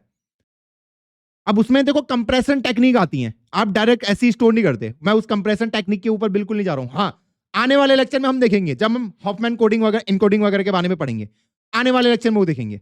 जब हम किसमें पढ़ेंगे, एल्गोरिथम पढ़ेंगे, कैसे हम अपनी फोटो को कंप्रेस कर पाते हैं, वो कंप्रेशन कैसे हो पाता है वो सीखेंगे, टेंशन मत लो। हाँ हाँ, तो मतलब आपको टोटल इन सबके इंफॉर्मेशन को स्टोर करना पड़ेगा 25 × 31, जो भी इसका आंसर आएगा, जितने भी पिक्सल हैं। तो मैं अगर इसको कैलकुलेट कर लेना है यार, 25 × 31 कितना होता है मेरा? 25 × 31 775। तो आपको ये 775 पिक्सल के इंफॉर्मेशन को स्टोर करना पड़ेगा, हर एक के, हर एक पिक्सल के, कि वहां पे कौन सा कलर है। पहले आपने उस पिक्सल को पकड़ा, वहां पे आपने उसके कलर को देखा, उसके कलर में आरजीबी देखा कितना आरजीबी है, और उस आरजीबी को आपने नंबर में कन्वर्ट करा, और नंबर को फिर फाइनली आपने बाइनरी में कन्वर्ट कर दिया। ये रहा पूरा फॉर्मेट कि पिक्सल, पिक्सल के अंदर कौन सा कलर है, उसमें आरजीबी की मात्रा कितनी है, इन आरजीबी से आप कोई भी कलर जनरेट कर सकते हैं। उसके बाद जब आपको पता लग गया उसमें आर इतना है, जी इतना है, बी कितना है, तो उसका कलर नंबर आपने निकाल दिए और उसको फिर आपने बाइनरी में कन्वर्ट कर दिया, कहानी खत्म। और ये इसका साइज हो जाएगा 775 × 24 बिट्स। देखो वहां पे मैंने कहा ना 0 से लेकर 255 तक कोई भी नंबर हो सकता है, ये रहा 0 से लेकर 255 तक कोई भी नंबर वहां पे आ सकता है। तो ये इसकी शेड्स हैं। जैसे तुम रेड कलर देखते हो ना, देखो अगर मैं इसको रेड कह रहा हूं, अगर मैं इसको रेड कह रहा हूं, पहले वाले को मैं रेड कह रहा हूं, तो 0 का मतलब हल्का सा रेड, 1 का मतलब थोड़ा और रेड, मतलब रेड की मात्रा को बढ़ाते जाओ। रेड की तुम शेड नहीं देखते कि रेड है, फिर वो रेड है, रेड है, रेड है, रेड है, तो रेड के बीच में क्या आता है, ट्रांजिशन आता है। वही ट्रांजिशन आपको दिखा रहा है कि रेड कितने मात्रा में होगा, ग्रीन कितने मात्रा में होगा, ब्लू कितने मात्रा में होगा। और इन आरजीबी ये यूनिवर्सल कलर हैं, इनके कॉम्बिनेशन से आप दुनिया का कोई भी कलर क्रिएट कर सकते हैं। हाँ, तो ये होते हैं मेरे 24 बिट। अब ये 1 बाइट का क्यों है? 1 बाइट कितने बच्चों को पता है 1 बाइट का मतलब क्या होता है? ओके ओके, चलो मैं उसमें नहीं जा रहा अभी, फिर तुम मुझे अलग ही डायरेक्शन में लेके चले गए। ओके, तो अभी के लिए हम ये समझ रहे हैं कि हम अपने नंबर को, हमारा जो सिस्टम है, जो हमारा कंप्यूटर का जो हमारा सिस्टम होता है, वो सिर्फ बाइनरी ही समझता है। बस इस पॉइंट को याद रख लो। मुझे, मेरे पास कुछ भी हो, मुझे उसको बाइनरी में ही कन्वर्ट करना पड़ेगा। सेम हम ऑडियो को भी बाइनरी में कन्वर्ट करते हैं, सेम हम वीडियोस को भी बाइनरी में कन्वर्ट करते हैं। लॉजिकल अलग हो सकते हैं, खत्म कहानी, बस। ओके, अब आज का लेक्चर हैवी तो नहीं हो रहा, पहला लेक्चर ही तुम्हें लग रहा होगा, तो 5 मिनट का ब्रेक लेता हूं, 5 मिनट का ब्रेक, फिर वापस आता हूं। मेरा गला दुख चुका है दोस्तों, 5 मिनट का ब्रेक। भैया एक्सेस तो रहेगा ना लाइफ टाइम इस कोर्स का? अरे 3 साल का भाई। आयुष यादव, कब आ रहे हो तुम? लाइफ टाइम लेके क्या करोगे कोर्स को? क्या इसका वो बनाओगे क्या, क्या बोलते हो उसे, पेंशन के लिए रख रहे हो क्या अपनी? जबकि रिकमेंडेड ही 2 हैं पर डे। मतलब कैफीन इतना ज्यादा कंज्यूम करता हूं मैं, ये हैबिट सुधारनी है मुझे 1 जनवरी से। ओके, क्योंकि नींद आती है नींद आती है तो कैफीन ले लो, नींद भाग जाती फिर। हाँ, हेल्थ के लिए अच्छा नहीं है, हेल्थ के लिए अच्छा नहीं है भाई, ये तो मैं खुद कह रहा हूँ। शुगर फ्री है फिर भी हेल्थ के लिए अच्छा नहीं है, दूर रहना भाई, तुम्हें खुद पता नहीं चलेगा, यूं यूं हो जाएगा। हाँ हाँ, भैया आपके पास इतना दिमाग कहां से आया, मेरा तो नहीं चलता। अरे दोस्त कुछ नहीं है, प्रैक्टिस प्रैक्टिस, सोचना है बस। ओके, तो चलो फिर अब हम अपने C++ लैंग्वेज की ओर कूदते हैं। ओके, हाँ, देखो दोस्तों, मैं हूं अमीर, मैं क्या हूं, मैं हूं अमीर, मेरे पास है मैकबुक, ठीक। तो मैं आज की क्लास में तुम्हें इंस्टॉलेशन नहीं सिखा सकता, बस ये तुम्हें खुद से करना पड़ेगा कि C++ का सेटअप अपने सिस्टम के अंदर करना। कैसे करना है, यूट्यूब पे जाओ, वीडियो देखो, 10 मिनट की होगी, तुम्हारा सेटअप हो जाएगा। कोई दिक्कत आई, डिस्कॉर्ड में टीए बैठे हुए, अगर तुम एक नॉर्मल गूगल सर्च भी करोगे तुम्हें मिल जाएगा, यूट्यूब एक तुम्हें VS कोड चाहिए होगा। सबसे पहले तो तुम्हें VS कोड डाउनलोड करना पड़ेगा। ये VS कोड डाउनलोड करना तो बहुत आसान काम है। जैसे मेरा मैक ओएस है, मैं यहाँ पे क्लिक करूंगा तो VS कोड डाउनलोड हो जाएगा। VS कोड क्या है? Code editor. कोड एडिटर मतलब जहां पे बैठ के मैं कोड लिखूंगा। ओके, जैसे ये VS कोड है हमारा, ये VS कोड ऑलरेडी इंस्टॉल्ड है। दूसरा है कि भैया उसको चलाना कैसे, तो उसके लिए मुझे सबसे पहले अपने सिस्टम के अंदर C++ के कंपाइलर को लेके आना पड़ेगा। ये कंपाइलर जो अभी मैं बात कर रहा था ना, हाँ, मैं तो C++ में कोड लिखूंगा, लेकिन सिस्टम क्या समझता है, ये इस कंपाइलर को मुझे लेके आना पड़ेगा। VS कोड क्या है? जहां पे बैठ के मैं कोड लिखूंगा। अब देखो, कोड तुम कहीं पे भी लिख सकते हो, कोड तुम नोटपैड के अंदर लिख दो, कहीं भी लिख दो, पर फायदा क्या है? फायदा तो मैं वहां होगा ना जब मैं एक बढ़िया प्लेटफॉर्म के अंदर लिखूंगा। ठीक है, तो इसलिए मुझे एक यहाँ पे किस चीज की जरूरत पड़ती है? कंपाइलर की। तो कंपाइलर आपको इंस्टॉल करना पड़ेगा। तो आप यहाँ पे देख सकते हैं C++ कोड इंस्टॉलेशन। तो यहाँ पे आपको वीडियो मिल जाएंगी टॉप में, तो कोई भी देख लेना। ठीक है, ये वाली देख लेना, आराम से 10 मिनट का काम है, कोई रॉकेट साइंस नहीं है। बस अपना इंस्टॉल करके आ जाना, क्योंकि मैकबुक के अंदर अलग तरीके से इंस्टॉल होता है और उसके अंदर अलग तरीके से होता है। तुम्हें कोई दिक्कत आए डिस्कॉर्ड में पूछ लेना। हाँ, ऑलरेडी सेटअप। हाँ, ठीक है, ठीक है। अब हम आ जाते हैं अपने इसके अंदर, लेक्चर के अंदर। ठीक, तो हमें VS कोड तो होगा जहां पे मैं बैठ के कोड लिखूंगा। तो आज हम सबसे पहले एक नया फोल्डर बनाते हैं, जिसके अंदर, जिसका नाम मैं नाम रख देता हूं स्ट्राइक DSA, और इसको हम VS कोड के साथ ओपन कर सकते हैं ऐसे करके। तो आज हम अपना पहला कोड लिखने वाले हैं। और आज तुम में से कितने बच्चों को ऐसा पता है कि C in C out C++ का पार्ट है? आज तुम्हारा वो मिथ भी क्रैक होने वाला है। देखो यार, ऐसा तो कोई बच्चा नहीं होगा जिसको बिल्कुल ही कोडिंग नहीं आती होगी, वरना अगर तुम्हें बिल्कुल भी कोडिंग नहीं आती तो शायद तुमने मेरा नाम ही नहीं सुना होगा। फिर तो कुछ तो आता होगा, कुछ तो आता होगा। मुझे पता है जीरो पे हो, पर जीरो का मतलब ये तो नहीं है कि तुमने C++ भी इंस्टॉल नहीं कर रखा, वरना तुम ये कोर्स लेते ही ना। एटलीस्ट तुमने मेरा नाम सुना है, एक दो वीडियो तो देखी होंगी, किसी चीज को तो देखी होंगी तुमने। अगर मैं बोलूं ऐसा कोई है जिसने मुझसे आज तक पढ़ाई नहीं और सीधा उसने बैच ले लिया, ऐसा तो कोई नहीं होगा मेरे ख्याल से यार। थोड़ा बहुत कोड तो लिखा होगा, थोड़ा बहुत। है कोई बच्चा जिसने आज तक मुझसे पढ़ाई नहीं? कभी नहीं है कि भैया आज तक नहीं पढ़ा, कुछ तो आता होगा। हाँ, तो देखो, ये इस टाइप का फोल्डर है। तो आज हम सबसे पहले एक अपना फोल्डर क्रिएट करते हैं। यहाँ पे ये है VS कोड, ये VS कोड है आपका, जहां पे बैठ के आप कोड लिखोगे बिल्कुल बढ़िया तरीके से। लेक्चर 1, आज हमारा लेक्चर 1 है स्ट्राइक का।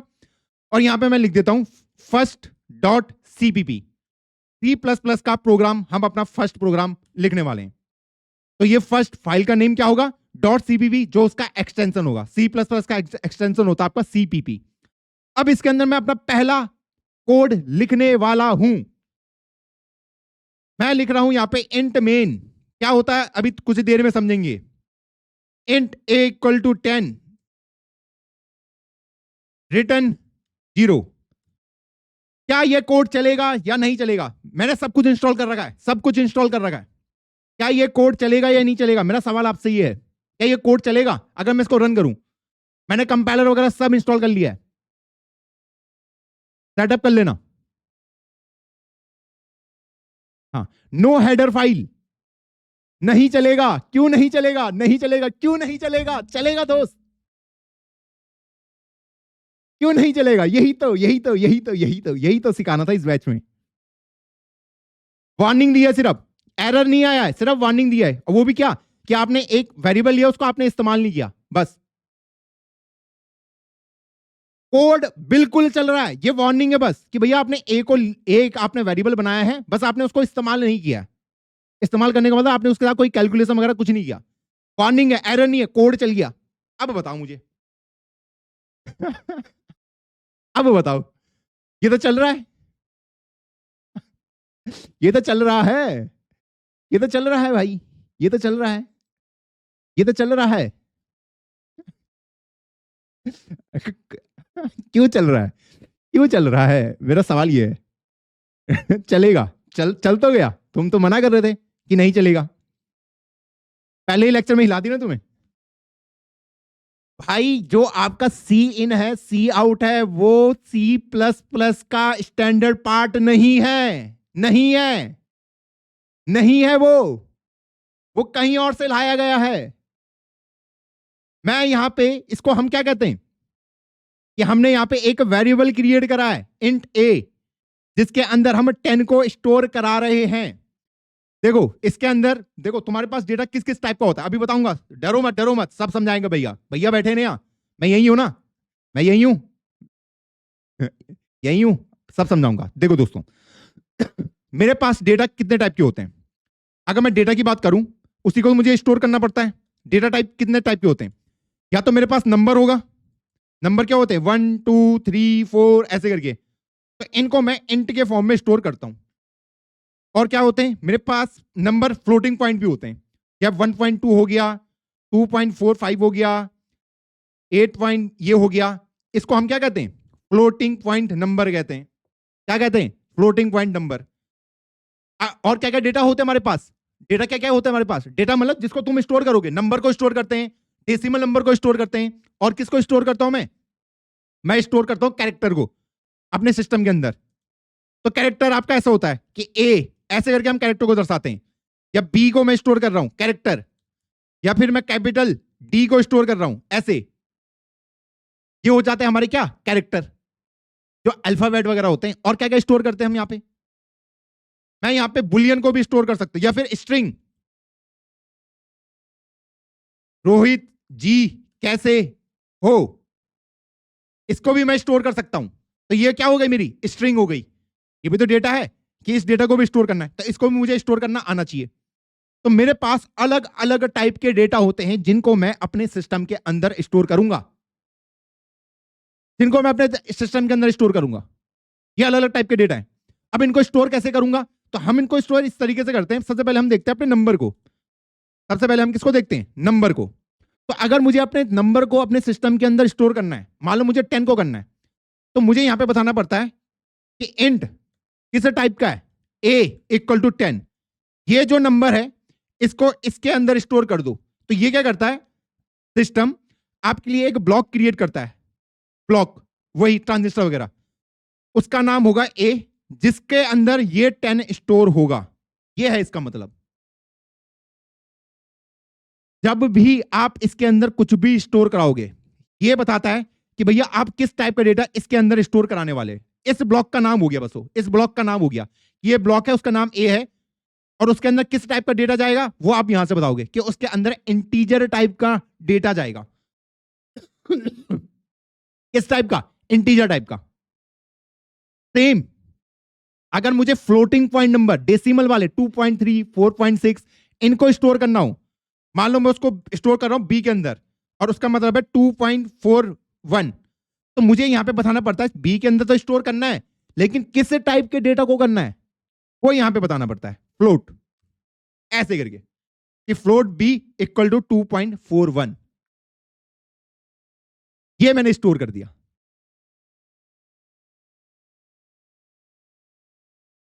ये अलग अलग डेटा टाइप हैं। अब मुझे मान लो किसी कैरेक्टर को स्टोर करना हो अपने सिस्टम के अंदर, मान लो मैं उसको सी के अंदर स्टोर कर रहा हूं। किसको? कैरेक्टर ए को। ये क्या करेगा? एक ब्लॉक बनाएगा, इस ब्लॉक का नाम सी होगा, जिसके अंदर एक कोई कैरेक्टर ए स्टोर हो रहा है, ये ए स्टोर हो रहा है। तो मुझे बताना पड़ेगा कि ए इस वाले ब्लॉक सी के अंदर स्टोर हो रहा है, और वो किस टाइप का है? कैरेक्टर टाइप का है। तो इनको हम वेरिएबल भी कहते हैं, ए बी सी। इनका नाम जरूरी नहीं आपको एबीसी देना, आप कुछ मीनिंगफुल नेम भी दे सकते हो।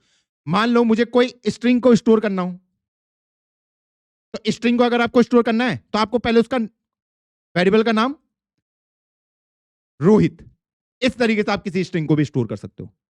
अभी यहां पे एरर दे रहा है, मुझे पता क्यों दे रहा है, स्ट्रिंग इज अनडिफाइंड। फिलहाल इसको हटा देता हूं, स्ट्रिंग वाले को हटा देता हूं, कुछ देर में एक्सप्लेन करेंगे इसको।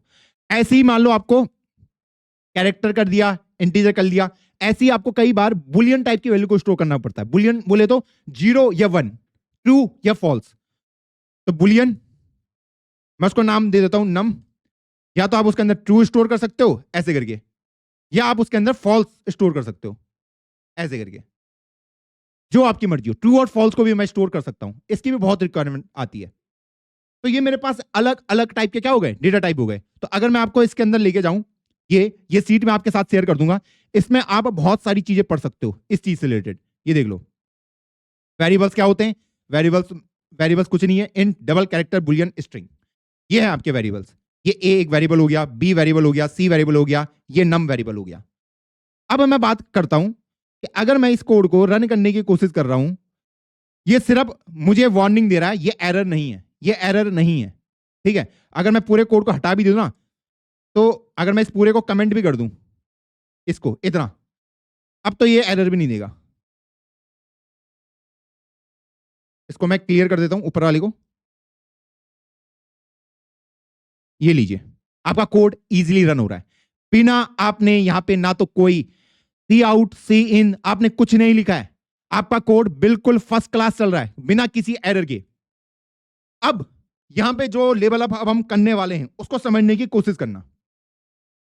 अब अगर मुझे इस ए को अगर प्रिंट कराना हो, इस ए को क्या करना है, प्रिंट कराना है अपनी स्क्रीन पे। अभी तो कुछ प्रिंट ही नहीं हो रहा था, हाँ, तो उसको मैं कैसे प्रिंट करा सकता हूं, उसको मैं कैसे प्रिंट करा सकता हूं। तो यहां पे मुझे कुछ एक्सटर्नल फाइल्स अपने सिस्टम के अंदर लानी पड़ती है, जहां पे उसका मीनिंग प्रेजेंट होता है। और उसको मैं कहां से लाता हूं, एस इंक्लूड आईओ स्ट्रीम से लेके आता हूं। यह है उसका कमाल। तो इसको मैं ऐसे करके लिखता हूं, std cout a। इस तरीके से मैं किसी भी वैल्यू को प्रिंट करा सकता हूं। यहां से आ रहा वो सी आउट, ये हेडर फाइल अलग है, ये C++ का पार्ट नहीं है, ये सिर्फ आपकी एक लाइब्रेरी है। ये एक लाइब्रेरी है जहां से आप किसी भी चीज को प्रिंट करा सकते हैं। और मैं आपको बता दूं, C++ के अंदर ऐसे ही हजारों लाइब्रेरीज प्रेजेंट हैं, और ये लाइब्रेरी आप खुद से भी खुद की प्री बिल्ड कर सकते हैं, कोई दिक्कत नहीं आएगी। Goal clear. अब अगर मैं इस कोड को रन करता हूं, रन कोड, तो आपको यहां पे नजर आएगा क्या, जो आपकी ए की वैल्यू थी, जो कि क्या थी, 10 थी। इसको थोड़ा सा जूम आउट करता हूं, हाँ, जो आपकी क्या थी, 10, वो अब आपको स्क्रीन में प्रेजेंट आती हुई नजर आ रही है। इस हेडर फाइल के अंदर, इस हेडर फाइल के अंदर इसका मीनिंग छुप रखा है कि भैया जब आप कोड को रन करोगे तो इसका मतलब क्या होने वाला है। वो किसके अंदर छुपा हुआ है, वो इसके अंदर छुपा रखा है, इसके अंदर छुप रखा है, हाईएस्ट इंक्लूड आईओ स्ट्रीम। इसका मीनिंग, इसका मीनिंग कि भैया यहां पे इसका काम क्या है, तो वो बताएगा कि अच्छा इसका काम है कि इस नंबर को पकड़ो जो भी आप यहां पे डालोगे, और उसको स्क्रीन में यहां पे डिस्प्ले में शो कर दो, अपनी डिस्प्ले में शो कर दो। यही तो करता है सी आउट। सी आउट का मतलब क्या है, कंसोल आउटपुट। तो वो ये आपके लिए करके दे रहा है, ये आपका C++ का पार्ट नहीं है। ये लाइब्रेरीज आप खुद से भी बना सकते हैं बिना किसी दिक्कत के, खुद से भी। ये जो लाइब्रेरी है, ये लाइब्रेरी कुछ नहीं है कि यहां पे कुछ कोड रखा होगा। इसको ना ऐसा समझो, यहां पे ना कुछ कोड लिखा गया है इस लाइब्रेरी के अंदर, जिसको पता है इस std cout का मीनिंग। इसको पता है कि इसको जब उसको ये दिखेगा ना इस कोड में, इस कोड के अंदर जब उसको std cout दिखेगा, तो उसको पता चलेगा कि उसको करना क्या है। उसको पता है कि जब भी उसको ये दिखेगा तो उसको आपके यूआई में या फिर कंसोल में चीजों को प्रिंट करना है, चीजों को प्रिंट करना है।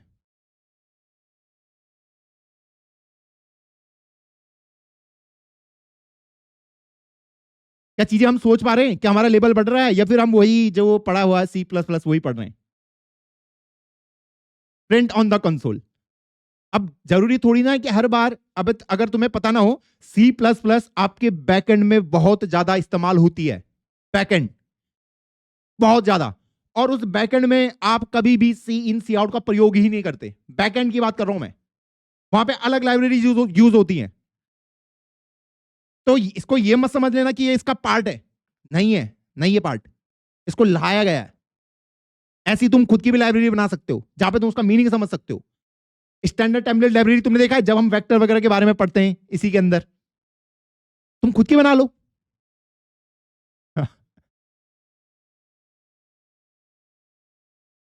हाँ,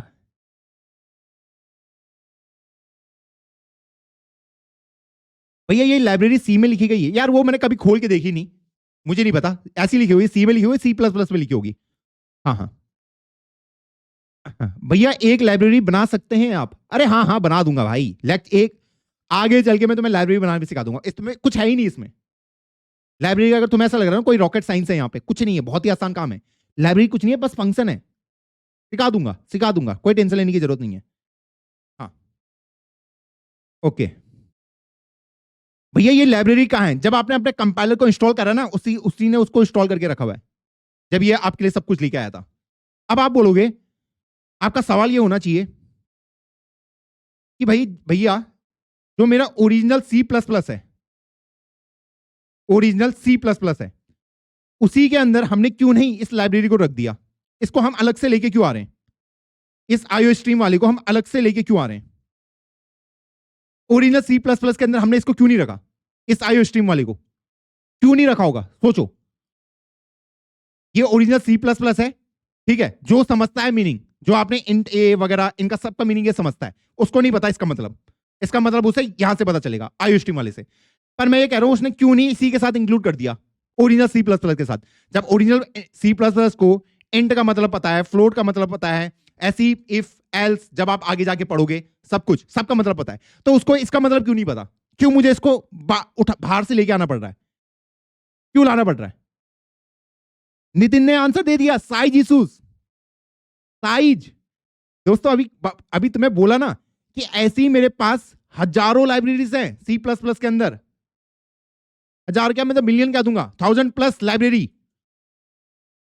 ये लाइब्रेरी क्या है? इनके अंदर कोड लिखा गया है। और ये क्या है? ओरिजिनल सी प्लस प्लस, ये भी कोई कोड ही होगा। मान लो इसका साइज है 1 KB, जो ये कोड है, चलो कितना भी है, 5 KB ले लो। अब मान लो तुमने सारे जितने भी लाइब्रेरीज है सबको पकड़ा, इसके अंदर डंप कर दिया, और इसका साइज बन गया 1 MB। जितनी भी है एग्जिस्ट करती हैं, 1 MB को रन करने में कितना समय लगेगा? तुम क्या चाहते हो? अपनी एप्लीकेशन को फास्ट बनाना चाहते हो। क्या बनाना चाहते हो? फास्ट बनाना चाहते हो। 1 MB से तो फास्ट बनने से रहा, तो उसको हम जितना लाइट रखेंगे उतना लाइट बढ़िया है। और जो लाइब्रेरी का प्रयोग मैं करूंगा इन 1000+ लाइब्रेरी में, उसको मैं इंक्लूड कर लूं, बस उतना पार्ट को। सबको लेके आने की जरूरत नहीं है, सबको सबको लाने की जरूरत नहीं है।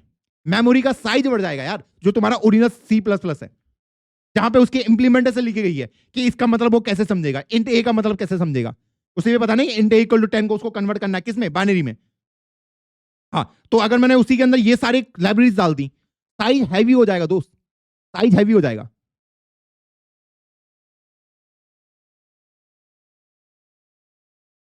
सी प्लस प्लस कहते हैं ना, सी प्लस प्लस को तुमने सुना होगा, ये डैडी है बाकी लैंग्वेजेस की। डैडी क्यों कहते हैं भाई? सी प्लस प्लस हर जगह प्रेजेंट है।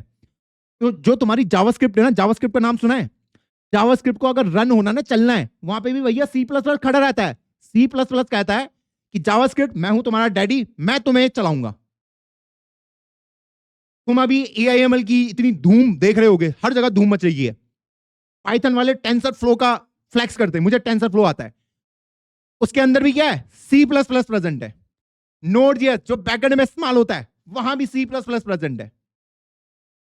जहां भी तुम्हें स्पीड चाहिए, वहां तुम्हें क्या नजर आएगा? सी प्लस प्लस नजर आएगा। V8 इंजन, बच्चे खुद कमेंट कर रहे हैं। इवन जो HFT, जो ट्रेडिंग फर्म होती है, वहां भी सी प्लस प्लस में ही कोड लिखा जाता है। जो आपके वीडियो गेम होते हैं GTA 6 वगैरह, वहां पे भी सी प्लस प्लस का बहुत ज्यादा इस्तेमाल होता है। फास्ट है, क्योंकि बहुत ज्यादा फास्ट है। भैया सब लोग लड़ते क्यों रहते हैं? उनको लड़ने दो भाई, उनको लड़ने दो। ठीक है, अब ये समझ आ गया ना? अब ये भी तुम्हें समझ आ गया, इसका मीनिंग भी समझ आ गया, इसका काम क्या है। अब देखो, ये फॉर्मेट कुछ मजा नहीं आ रहा है ये एसटीडी को बार बार लिखने में, तो इसको हम हटा देते हैं और यहां पे हम इंट्रोड्यूस करते हैं यूजिंग नेम स्पेस एसटीडी। ये ऑटोमेटिकली जहां जहां पे सी आउट होगा उसके आगे खुद ये लिख देगा, मुझे मैन्युअली लिखने की जरूरत नहीं है दोस्तों। ये एसटीडी को मुझे मैन्युअली लिखने की जरूरत नहीं है। जो यूजिंग नेम स्पेस आपने लिखा ना यहाँ पे ऊपर, ये ऑटोमेटिकली इसको इंट्रोड्यूस करा देगा खुद ब खुद। इसीलिए हम इस 2 लाइन को लिखते हैं। अब आपको चीजें समझ आ रही होंगी, क्या अब चीजें सेंस बना रही है? जो सी प्लस का कंपाइलर है ओरिजिनल, उसके अंदर सी आउट सीन का मीनिंग नहीं है प्रेजेंट, क्योंकि हर जगह आप सीन सी आउट नहीं कर रहे होंगे। इवन बैकएंड में भी कहीं भी नहीं कर रहे होंगे, वो तो आपको सिर्फ यहाँ पे डिस्प्ले कराना है यूआई में, इसलिए आप उसको प्रयोग कर रहे हैं। हजारों लाइब्रेरीज हैं, अलग अलग है, मैथ की अलग लाइब्रेरी है मेरे पास, गेमिंग की अलग है, ऐसी मेरे पास हजारों लाइब्रेरी है। तो जो लाइब्रेरी की रिक्वायरमेंट है उसको लेके आ जाओ। और लाइब्रेरी के अंदर कुछ नहीं है, कोड लिखा हुआ है बस। क्या लिखा हुआ है? कोड लिख रखा है, और कुछ नहीं है। What is name space sir? Using name space STD आपके लिए दोस्त ये कर रहा है, ये क्या करेगा, जहां जहां पे सी आउट दिखेगा ना आपको, वहां पे वो इस स्टेटमेंट को इंट्रोड्यूस कर देगा। ये है उसका काम। आपको लिखने की जरूरत नहीं है ये कोड, क्योंकि आप अपने कोड में बहुत ज्यादा जगह ये इस्तेमाल करोगे। और सेम यहां पे अगर मुझे मान लो, अभी तो मैंने इसको प्रिंट करा, मैं बी को भी प्रिंट करा सकता हूं। इसको बी को भी मैं प्रिंट करा सकता हूं।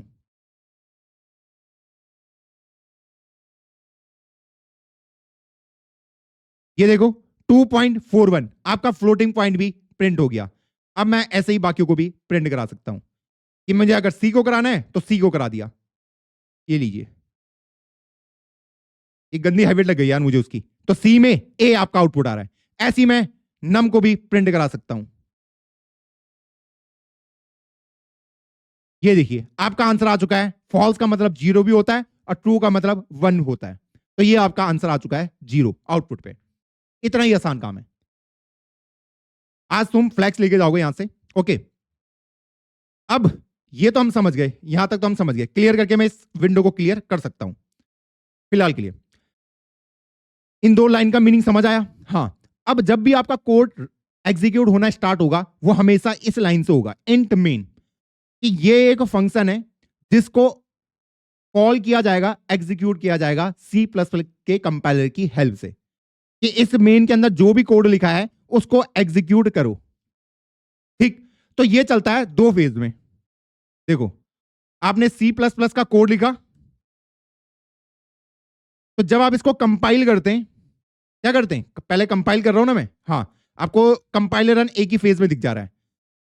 यहां पे मैंने सी प्लस का कोड था, इसको मैंने कंपाइलर को दिया, तो ये आपके लिए डॉट .exe फाइल बनाता है। क्या बनाता है? Dot .exe file.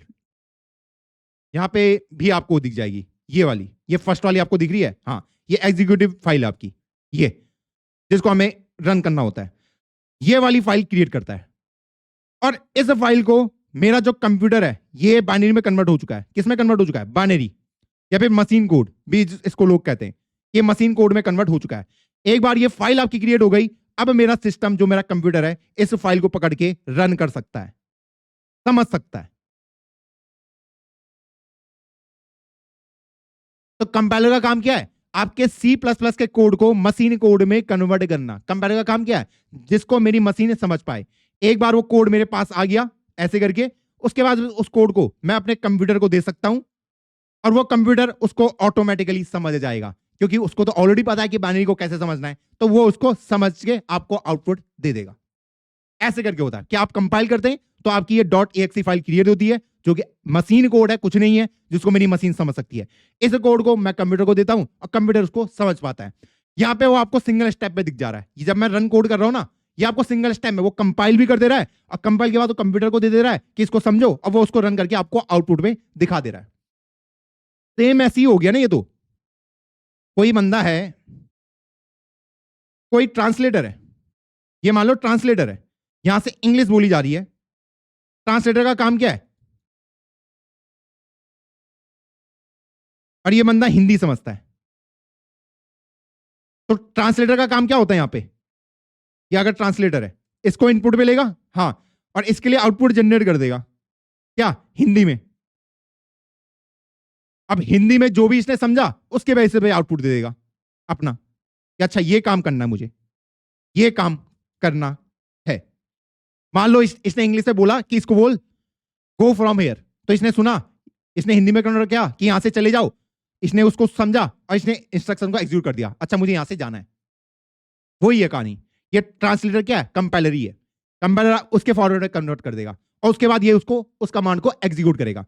मैंने बोल दिया व्हाट इज योर नेम, तो इसने देखा, इसने इसको हिंदी में कन्वर्ट किया कि भैया अपना नाम बताओ, तो ये अब उस कमांड को एग्जीक्यूट करेगा। इसने बोल दिया मेरा नाम रोहित है, तो वो फिर इसको इसको देगा, फिर ये इसको समझ जाएगा। ऐसे करके समझ लो तुम, ये इसका फ्लो होने वाला है। ओके, हाँ, अब तुम्हारा काम ये होगा कि भैया यहाँ पे रिटर्न जीरो का मतलब क्या है। रिटर्न जीरो का मतलब क्या है? देखो दोस्तों, रिटर्न जीरो सिंपल आपके सिस्टम को बताता है, आपके ओएस को ये बताता है कि ये जो कोड रन हुआ है, क्या ये रन हो चुका है या फिर इसने कोई एरर दिया है। तो जब आप यहां से रिटर्न जीरो करते हैं कि सारी इंस्ट्रक्शन एग्जीक्यूट हो गई, और जब आपने लास्ट में जीरो रिटर्न किया है, तो जो मेरा ऑपरेटिंग सिस्टम है उसको पता चल जाता है कि मेरा जो प्रोग्राम है वो इजीली चल चुका है, कोई दिक्कत नहीं आई है। अगर आप 1 2 3 कुछ और रिटर्न करते हैं तो उसको उसके बेसिस में उसे पता चलेगा कि अच्छा यहां पे कोई एरर वगैरह क्रिएट हुई है। ये होता है सिंपल का मतलब रिटर्न जीरो का। और यहां पे ये इंट का मतलब क्या है? इंट का मतलब है ये है कि ये किस टाइप के नंबर को यहां से रिटर्न करेगा। तो यहां से ये नंबर को रिटर्न कर रहा है। मेन आपका एक फंक्शन है, और ये फंक्शन एक इंटीजर टाइप की वैल्यू को रिटर्न करेगा, और जब आपने रिटर्न जीरो करा तो उसको पता चल जाएगा कि आपने यहां से एक इंटीजर रिटर्न किया है। अगर आप यहां से 1 2 3 4 कुछ और रिटर्न करते हो तो ओएस उसके अकॉर्डिंग कुछ एक्शन लेगा। तो इस पे आपको ज्यादा ध्यान देने की जरूरत नहीं है।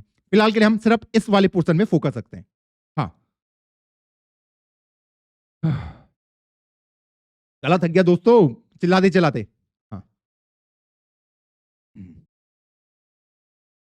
ओके, यहां तक क्लियर है। ओके, अब यहां तक हमने ये देख लिया। अब इसके आगे और क्या क्या होते हैं। अब सवाल ये है कि यार ये जो ए है ये कितना साइज लेता है। ये जो यहां पे मेरे पास अलग अलग टाइप के हैं, मान लो मैं सी आउट, मान लो मैं ए को प्रिंट करा रहा हूं, पहले तो मैंने ए को कराया। ओके, ये ए जो वेरिएबल है ये कितना साइज ले रहा है ये कैसे पता चलेगा। और मान लो मुझे एक हेलो कोडर आर्मी प्रिंट कराना है, उसको मैं कैसे कराऊंगा? Hello coder army. तो जब भी आपको कुछ भी प्रिंट कराना है ना, आप ऐसे करके करा सकते हो। पहले आप ये लोगे, हेलो कोडर आर्मी, आप इसको रन करोगे, आपका हेलो कोडर आर्मी प्रिंट हो जाएगा। अच्छा, ये लगाना जरूरी है, हेलो कोडर आर्मी आपका स्क्रीन में प्रिंट हो जाएगा ये करके। ठीक, इसको ये बताएगा कि इसके अंदर मैं एक स्ट्रिंग लिखने वाला हूं, इस तरीके से इसको प्रिंट करा दीजिए। ये प्रिंट कराने का तरीका है। अगर आप यहां पे कोई वेरिएबल देते हैं ए, तो ए के अंदर जो रखा है उस वैल्यू को वो प्रिंट करता है। जो ए के अंदर रखा होगा, ए के अंदर 10 रखा है तो 10 प्रिंट होगा। अगर मैं ये करता हूं तब क्या प्रिंट होगा? अगर मैं ये करता हूं तब उस केस में आपका सिर्फ ए ही प्रिंट होगा। उस केस में क्या प्रिंट होगा? सिर्फ ए प्रिंट होगा। ये देखो, ए आपका प्रिंट हो गया। तो इससे वो समझ जाता है कि ये स्ट्रिंग है या नहीं है। सिंपल सा काम इसका ये है। ओके, अब सवाल ये है कि जो हमारा इंटीजर होते हैं वो कितना साइज यहां पे हमारे सिस्टम पे लेता है। तो मुझे अगर इसका साइज पता करना हो, साइज मतलब ये 10 के लिए कितनी मेमोरी कंज्यूम करेगा मेरे सिस्टम के अंदर, कितनी मेमोरी कंज्यूम करेगा, तो उसको मैं पता कर सकता हूं साइज ऑफ से, साइज ऑफ ए। अगर मैं इसको रन करता हूं तो वो बताएगा आपको आंसर में 4, कि ये टोटल 4 बाइट कंज्यूम कर रहा है। इंटीजर कितना कर रहा है? 4 बाइट कंज्यूम कर रहा है। ओके, सेम मैं फ्लोट के लिए भी चेक कर सकता हूं कि मेरा फ्लोट कितना कंज्यूम कर रहा है। भैया जो फ्लोट है वो भी मेरा 4 बाइट मेमोरी ले रहा है, 4 बाइट। सेम मेरा जो कैरेक्टर सी है वो कितना ले रहा है, उसको भी मैं यहां से पता कर सकता हूं कि साइज ऑफ सी कितना है, कितनी बाइट ऑफ मेमोरी वो ले रहा है। तो उसका आपका आएगा 1 बाइट।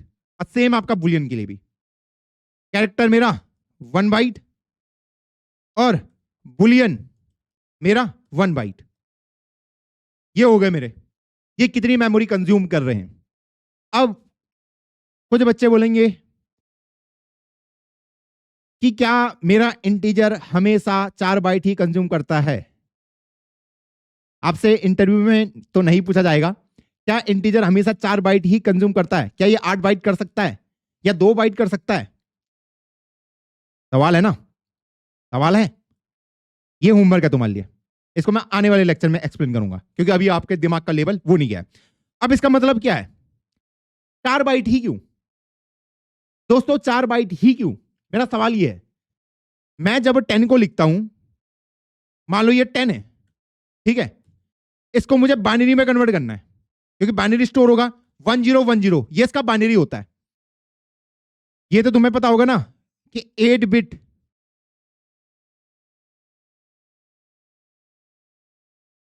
इक्वल टू 1 बाइट होता है, ठीक है। तो 4 बाइट में कितने बिट हो जाएंगे? 32 बिट।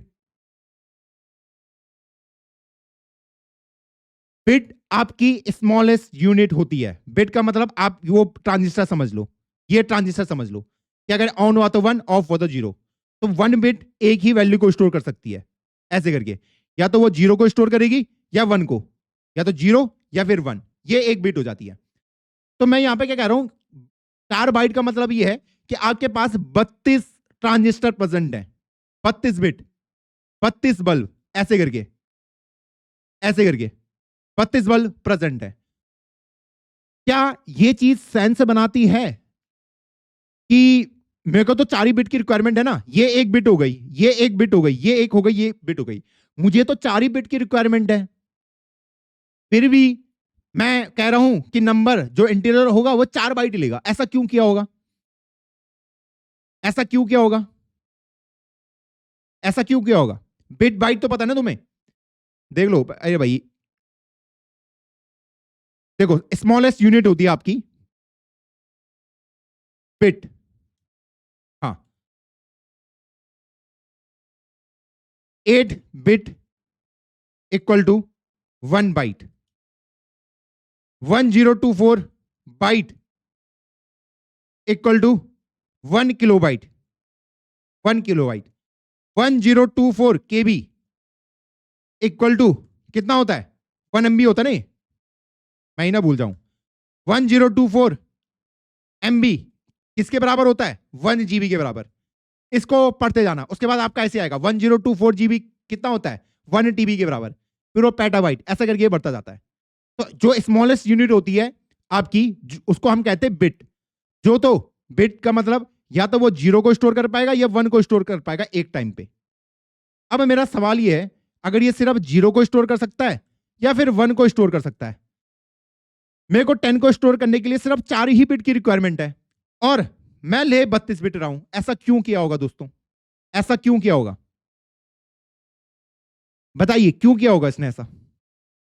क्या हमारे पास कोई आंसर है इसका? यही तो है first thought principle thinking. First thought principle क्या है भैया? बाइनरी में कन्वर्ट करोगे तो 4 बार डिवाइड होगा, इसलिए 4 बाइट। अरे नहीं यार, अरे अरे नहीं, नहीं यार, ये लॉजिक नहीं है, ये लॉजिक थोड़ी है यार। हाँ, स्टैंडर्ड साइज। हाँ,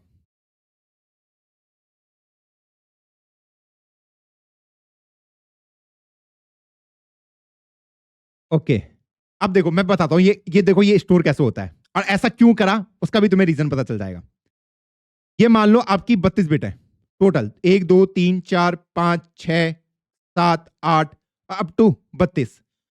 ये जो 1010 है इसको मैं ऐसे करके स्टोर करता हूं, 1010, और इसके आगे जो 28 बिट होंगी उन सब में 0 लिखा हुआ होगा। ऐसी तो होगा ये। अगर मुझे 10 को स्टोर करना है, जो आगे इसकी बिट होंगी बाकी वो सारी 0 होंगी, लास्ट के 4 बिट पे 1010 स्टोर होगा, क्योंकि जब आप इसको कन्वर्ट करोगे तो ये 10 में बन जाएगा। ऐसी तो बनेगा क्योंकि मुझे पता है कि इस वाले को 2 की पावर 0 से मल्टीप्लाई करना है, इसको 2 की पावर 1, 2 की पावर 2, 2 की पावर 3, बाकी उसके बाद मैं इसको किसी से भी मल्टीप्लाई करूं वो 0 ही बनेगा। तो ये लास्ट में ही आएंगे, पहले लिख दूंगा तो गड़बड़ हो जाएगी, क्योंकि मुझे पता ना कि मैं बाइनरी को, ये अगर मैं बाइनरी कहूं इसको पूरे को, अरे यार ये नहीं, इसको अगर मैं पूरा बाइनरी कहूं तो बाइनरी को मैं नंबर में कैसे कन्वर्ट करता हूं? लास्ट से पकड़ता हूं ना कि इसको 0 इंटू 2 की पावर 0, 1 इंटू 2 की पावर 1, ये तो मल्टीप्लाई हो जाएंगे और बाकी आपके 0 ही रहेंगे। पर ऐसा किया क्यों होगा? ऐसा किया क्यों होगा दोस्तों? लॉजिक बिल्कुल सेम है। क्या सेम है? अगर आपको याद होगा, अगर आपको याद होगा यहां पे जब मैंने आपको 4 और 5 के बारे में डिस्कशन किया था, 4 और 5 को, मान लो 4 को मैं 100 से रिप्रेजेंट कर रहा हूं और मुझे पता है कि 4 कहां पे मेमोरी के अंदर प्रेजेंट है। मान लो मुझे पता है कि 4 यहां से स्टार्ट हो रहा है, इस वाले बल्ब से 4 स्टार्ट हो रहा है, पर मुझे पता कैसे चलेगा कि उसे कितनी बिट को रीड करना है? वो कैसे पता चलेगा उसे कितने बल्ब को उसको रीड करना है? उसको मान लो उसको ये पता चल गया कि स्टार्टिंग पॉइंट ये होगा, मेरे सिस्टम के अंदर 100 स्टोर हो रखा है कि 100, पर उसे पता कैसे चलेगा कि कहां से स्टार्ट करा, उसे पता चल गया, पर कहां तक उसे रीड करना है वो कैसे पता चलेगा? वो ऐसे करके पता चलेगा कि मैंने एक स्टैंडर्ड बना दिया है कि अगर आपको इंटीजर को रीड करना है तो आपको टोटल 32 बिट रीड करनी पड़ेंगी एक साथ, फिर जाके आप मीनिंग क्रिएट करोगे उसका। तो अगर मान लो मैं यहां पे अगर ऐसा सिस्टम ले लूं कि अगर आपको कोई भी नंबर स्टोर करना है वो आप 3 बिट में कराओगे, तो मुझे पता है स्टार्टिंग लोकेशन ये होगी, तो उसे पता है कि उसको इसको इसको और इसको रीड करना है कि मान लो ये बल्ब ऑन है, ये ऑफ है, ये ऑफ है, और मान लो ये वाला चौथा वाला भी ऑफ है, तो मान लो अगर उसने गलती से इस चौथे वाले को भी रीड कर लिया तो उसका बाइनरी का मतलब ये हो जाएगा 100 और इसका मीनिंग तो 8 होता है, ये गड़बड़ हो जाएगी। मान लो इसको बताइए उसको यहां से रीड करना है, ये बल्ब ऑन है, ये ऑफ है, ऑफ है, ऑफ है, मान लो बाकी सारे ऑफ हैं, आपने गलती से 4 रीड कर लिए, 1 2 3 4, मीनिंग ही चेंज हो जाएगा, मीनिंग ही चेंज हो जाएगा। तो आपको यह पता होना चाहिए ना कि भैया मुझे एंड कहां पे करना है। स्टार्ट मुझे पता चल गया, स्टार्ट में जब आपको पॉइंटर का कॉन्सेप्ट बताऊंगा तब आपको समझ आ जाएगा। मान लो आपको स्टार्ट पता है, पर एंड का पता कैसे चलेगा? वो यहां से पता चलेगा कि इस वाले सिस्टम में मैं जब भी कोई नंबर स्टोर कराऊंगा वो 3 बिट ही लेंगे, जैसे यहां पे 3 बिट, ये भी 3 बिट। तो जब वो 5 को भी फैच कराएगा ना कहीं से, तो उसे पता होगा कि उसको कितना रीड करना है, उसे पता है कि उसको सिर्फ 3 बिट रीड करनी है, पहली, दूसरी और तीसरी, ताकि वही निकले, ताकि क्या निकले 101 ही निकले। मान लो उसने अगला वाला भी रीड कर दिया और उसका मीनिंग ही कुछ और है, मान लो ऑफ है, मीनिंग ही चेंज हो जाएगा, इसका मतलब फिर तो 10 हो जाएगा। तो आपको पता होना चाहिए आपको रीड कितना करना है, तो वही आपको बताता है।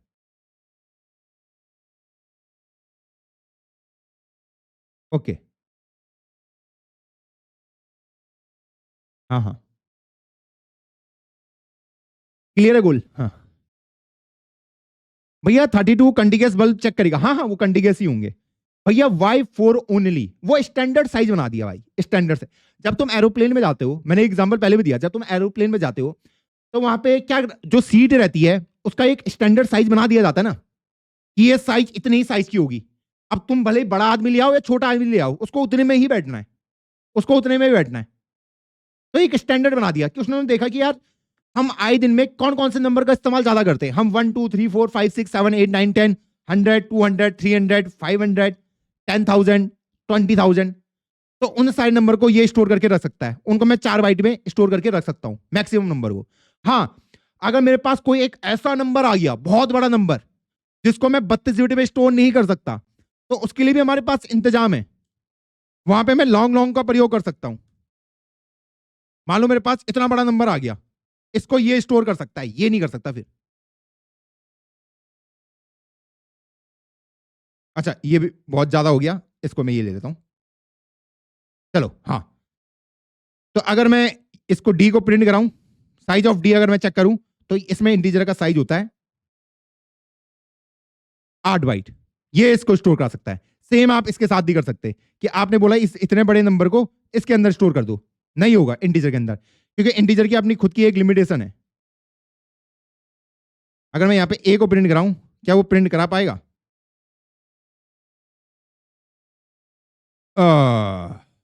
देखा, उसने भाई नहीं करा पाया। ए के अंदर नंबर क्या था और इसने प्रिंट क्या करा है, क्या डी करा पाएगा? हाँ, डी पूरे तरीके से उस नंबर को स्टोर करके रख पा रहा है। अब ऐसा क्यों करा? क्योंकि जब भी मैंने कहा ना ये जो नंबर होगा ये किस में कन्वर्ट होगा, बाइनरी में। अब बाइनरी में मान लो इसको 32 बिट से ज्यादा रिक्वायर्ड है पूरे नंबर को स्टोर करने के लिए, अब मुझे इस नंबर को स्टोर करने के लिए मान लो 50 बिट की रिक्वायरमेंट है, तो कैसे ये स्टोर करा पाएगा? नहीं करा पाएगा। तो इसीलिए वहां पे हमारे पास इस टाइप के भी डेटा टाइप होते हैं जो कि ज्यादा साइज ले पाए। भैया ओपन सोर्स के लिए थोड़ा गाइडेंस कर दो, अप्रोच करना चाहिए हैं भाई, ये डीएससी की क्लास है, तुम कहां ओपन सोर्स चले गए? हाँ, डेटा लॉस हो जाएगा।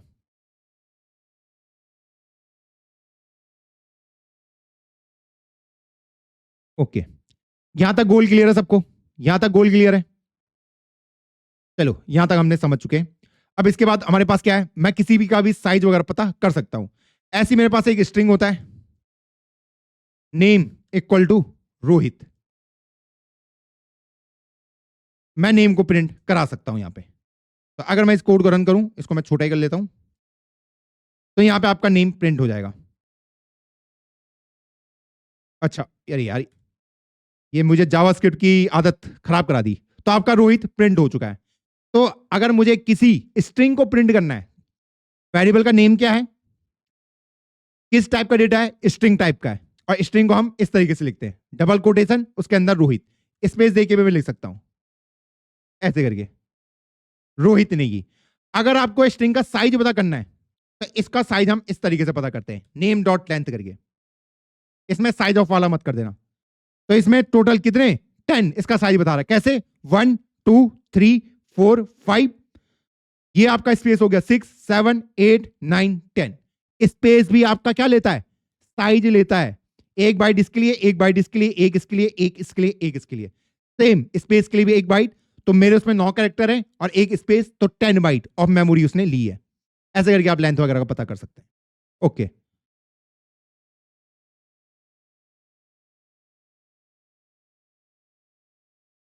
ओ भाई कितनी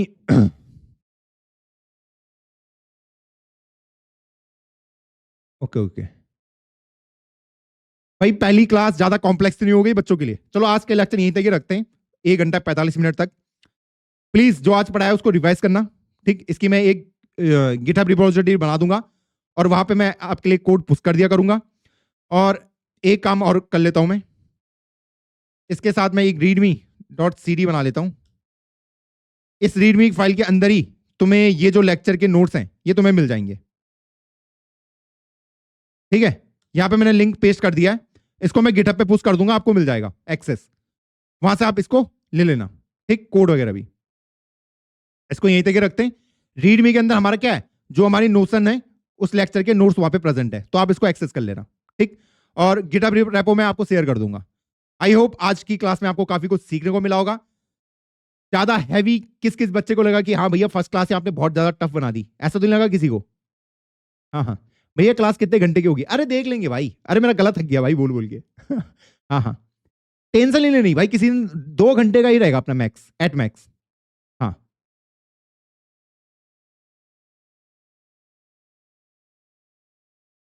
भैया, I am a totally beginner, please tell me I have to do CP. भैया सीपी अभी नहीं भैया, अभी कहाँ। तनी साउथ कह रहा है डिस्कॉर्ड का लिंक दे दो। अरे डिस्कॉर्ड का लिंक यही तो प्रेजेंट है दोस्त, अपने बैच के हिसाब से आप अपनी क्लास को वो करो, अपने जो ये ब्राउजर है उसको मिनिमाइज करो, ऊपर देखो कंटेंट और कम्युनिटीज, कम्युनिटीज कम्युनिटीज दिख रही है आपको? आपको 3 ऑप्शन दिख रहे होंगे ना, अपने ब्राउजर को मिनिमाइज करो, जो ये स्क्रीन आपकी फुल हो रही होगी, उसमें आपका एक कंटेंट है, कम्युनिटीज है, कम्युनिटीज वाले पे क्लिक करो, वहां पे डिस्कॉर्ड का लिंक प्रेजेंट है। हाँ, ज्यादा किसी को टफ तो नहीं लगा फर्स्ट लेक्चर? देखो मुझे पता है यार, थोड़ा बहुत सी प्लस प्लस तो आता ही होगा, इतना मैं अज्यूम कर रहा हूँ। हाँ, थोड़ा बहुत। हाँ हाँ हाँ हाँ, ठीक है ठीक है, ओके। और देखो टेंशन मत लो, मैं तुम्हें ये लाइब्रेरी बनाने पे सिखा दूंगा। कितने बच्चों को इतना कॉन्फिडेंस है कि वो खुद की लाइब्रेरी बना सकते हैं? क्या है कोई बच्चा इतना कॉन्फिडेंस कि वो अपनी लाइब्रेरी बना दे? हमने रिएक्ट की लाइब्रेरी बनाई है। जिनको पता है यार उनको तो पता ही है कि लाइब्रेरी है क्या एट द एंड। तुम आई कैन मेक हमने बहुत लाइब्रेरी ऑलरेडी बना रखी है भैया। सी प्लस प्लस से बैकएंड नहीं दोस्त, नहीं नहीं नहीं नहीं। तो आज की आपकी लर्निंग है, हर जगह फैला दो आज, हर जगह तहल का मचा देना कि सी आउट सी इन सी प्लस प्लस का पार्टी नहीं है। और जो भी तुम्हारी लर्निंग दी शेयर कर देना, और आज से ही अपनी फ्रेंड से भी स्टार्ट करो। मैं कोशिश करूंगा डिस्कॉर्ड में एक्टिव रहने की। अब भाई मुझे अब कल के लिए रिएक्ट का लेक्चर भी बनाना है। और दोस्तों हो सके जो भी बच्चा है जो अभी यूट्यूब में डिफेंस सीरीज चल रही है, एचटीएमएल वाला स्टार्ट कर दो प्लीज। पैरेलल में आप वेब डेव भी स्टार्ट कर सकते हैं, सीएसए के साथ एचटीएमएल सीएसएस जावास्क्रिप्ट आप पढ़ सकते हैं। पैरेलल में स्टार्ट कर दो, जो यूट्यूब पे पढ़ाया जा रहा है ना फ्री में, वहां से स्टार्ट कर लो।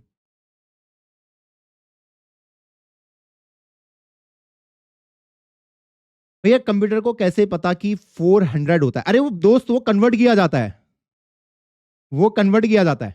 हाँ अब देखो, तुम्हारे इस लेक्चर के बाद तुम्हें बहुत डाउट आएंगे, बहुत डाउट आएंगे। डाउट आ रहे कहां जाना है? पहले बैठना है। देखो तुम्हें इस लेक्चर के बाद बहुत सारे डाउट आए होंगे। पहले बैठना आराम से, और बैठ के सिर्फ सोचना है। फिर सोचा सोचा सोचा नहीं आ रहा, पहले ही टीए को मत पूछना, तुम्हारा कुछ फायदा नहीं होगा। चैट जीपीटी पढ़ा हुआ है, चैट जीपीटी पढ़ा हुआ है। हाँ, मैंने क्या कहा तुम्हें फर्स्ट लेक्चर से ही, इंट्रोडक्शन में ही, मुझे तुम्हें सोचना सिखाना है, तुम्हें इंडिपेंडेंट बनाना है। तो अपना ना पहले से ही अपना साथी ना ये चैट जीपीटी एआई स्टूडियो को बनाना स्टार्ट कर दो। पहले खुद सोचो प्रॉब्लम के बारे में, नहीं आ रहा पहले उनसे पूछो, जब ना हो पाई प्रॉब्लम सॉल्व तब जाके टीए को पूछो। ऐसे ही तुम रियल वर्ल्ड में भी काम करोगे, जब तुम कंपनी के अंदर काम करोगे, जब तुम किसी भी ऑर्गेनाइजेशन को ज्वाइन करोगे, तुम्हें कोई प्रॉब्लम आएगी तो तुम सीधा मुंह उठा के उसके पास थोड़ी चले जाओगे अपने सीनियर के पास कि भाई हाँ बता, वो बोलेगा भाग यहां से, मेरे पास खुद का काम है। वो तुम्हें जज करेगा कि ये बच्चा खुद का वो लेके आया है, कि इसने खुद से पहले कोशिश करी है नहीं करी है, वो पहचान लेते हैं। तो पहले खुद की अभी से हैबिट बना लो, अभी से बना लो हैबिट कि मैं भैया जो भी पढ़ूंगा पहले मैं सोचूंगा, खुद की तरफ से एफर्ट डालूंगा, फिर मैं हेल्प लूंगा एआई की, और मुझे फिर भी समझ नहीं आया फिर मैं टीए वगैरह की हेल्प लूंगा। पहली ले लोगे तुम सोचना ही तुम्हारा बंद हो जाएगा, फिर तुम ना उन पे ही डिपेंड रहोगे। मुझे डाउट आया सीधा पूछ लेता हूं, डाउट आया सीधा, वो तो सबसे आसान काम है, तुमने फिर सोचा ही नहीं है कुछ। भैया डिस्कॉर्ड लिंक इनवैलिड आ रहा है, इनवैलिड किसका आ रहा है भाई इनवैलिड?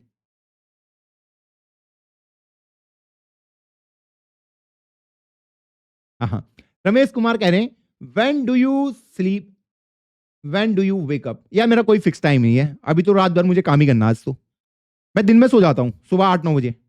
हाँ हाँ ठीक है ठीक है, डाउट होने चाहिए दोस्त, डाउट होने चाहिए तभी तो बनोगे यार बढ़िया कोडर, बाप कोडर कैसे बन जाओगे तुम। हाँ हाँ। चलिए फिर दोस्तों रैप अप करता हूँ और रिकॉर्डिंग वगैरह तुम्हें मिल जाएगी। चलिए फिर bye bye, take care, good night.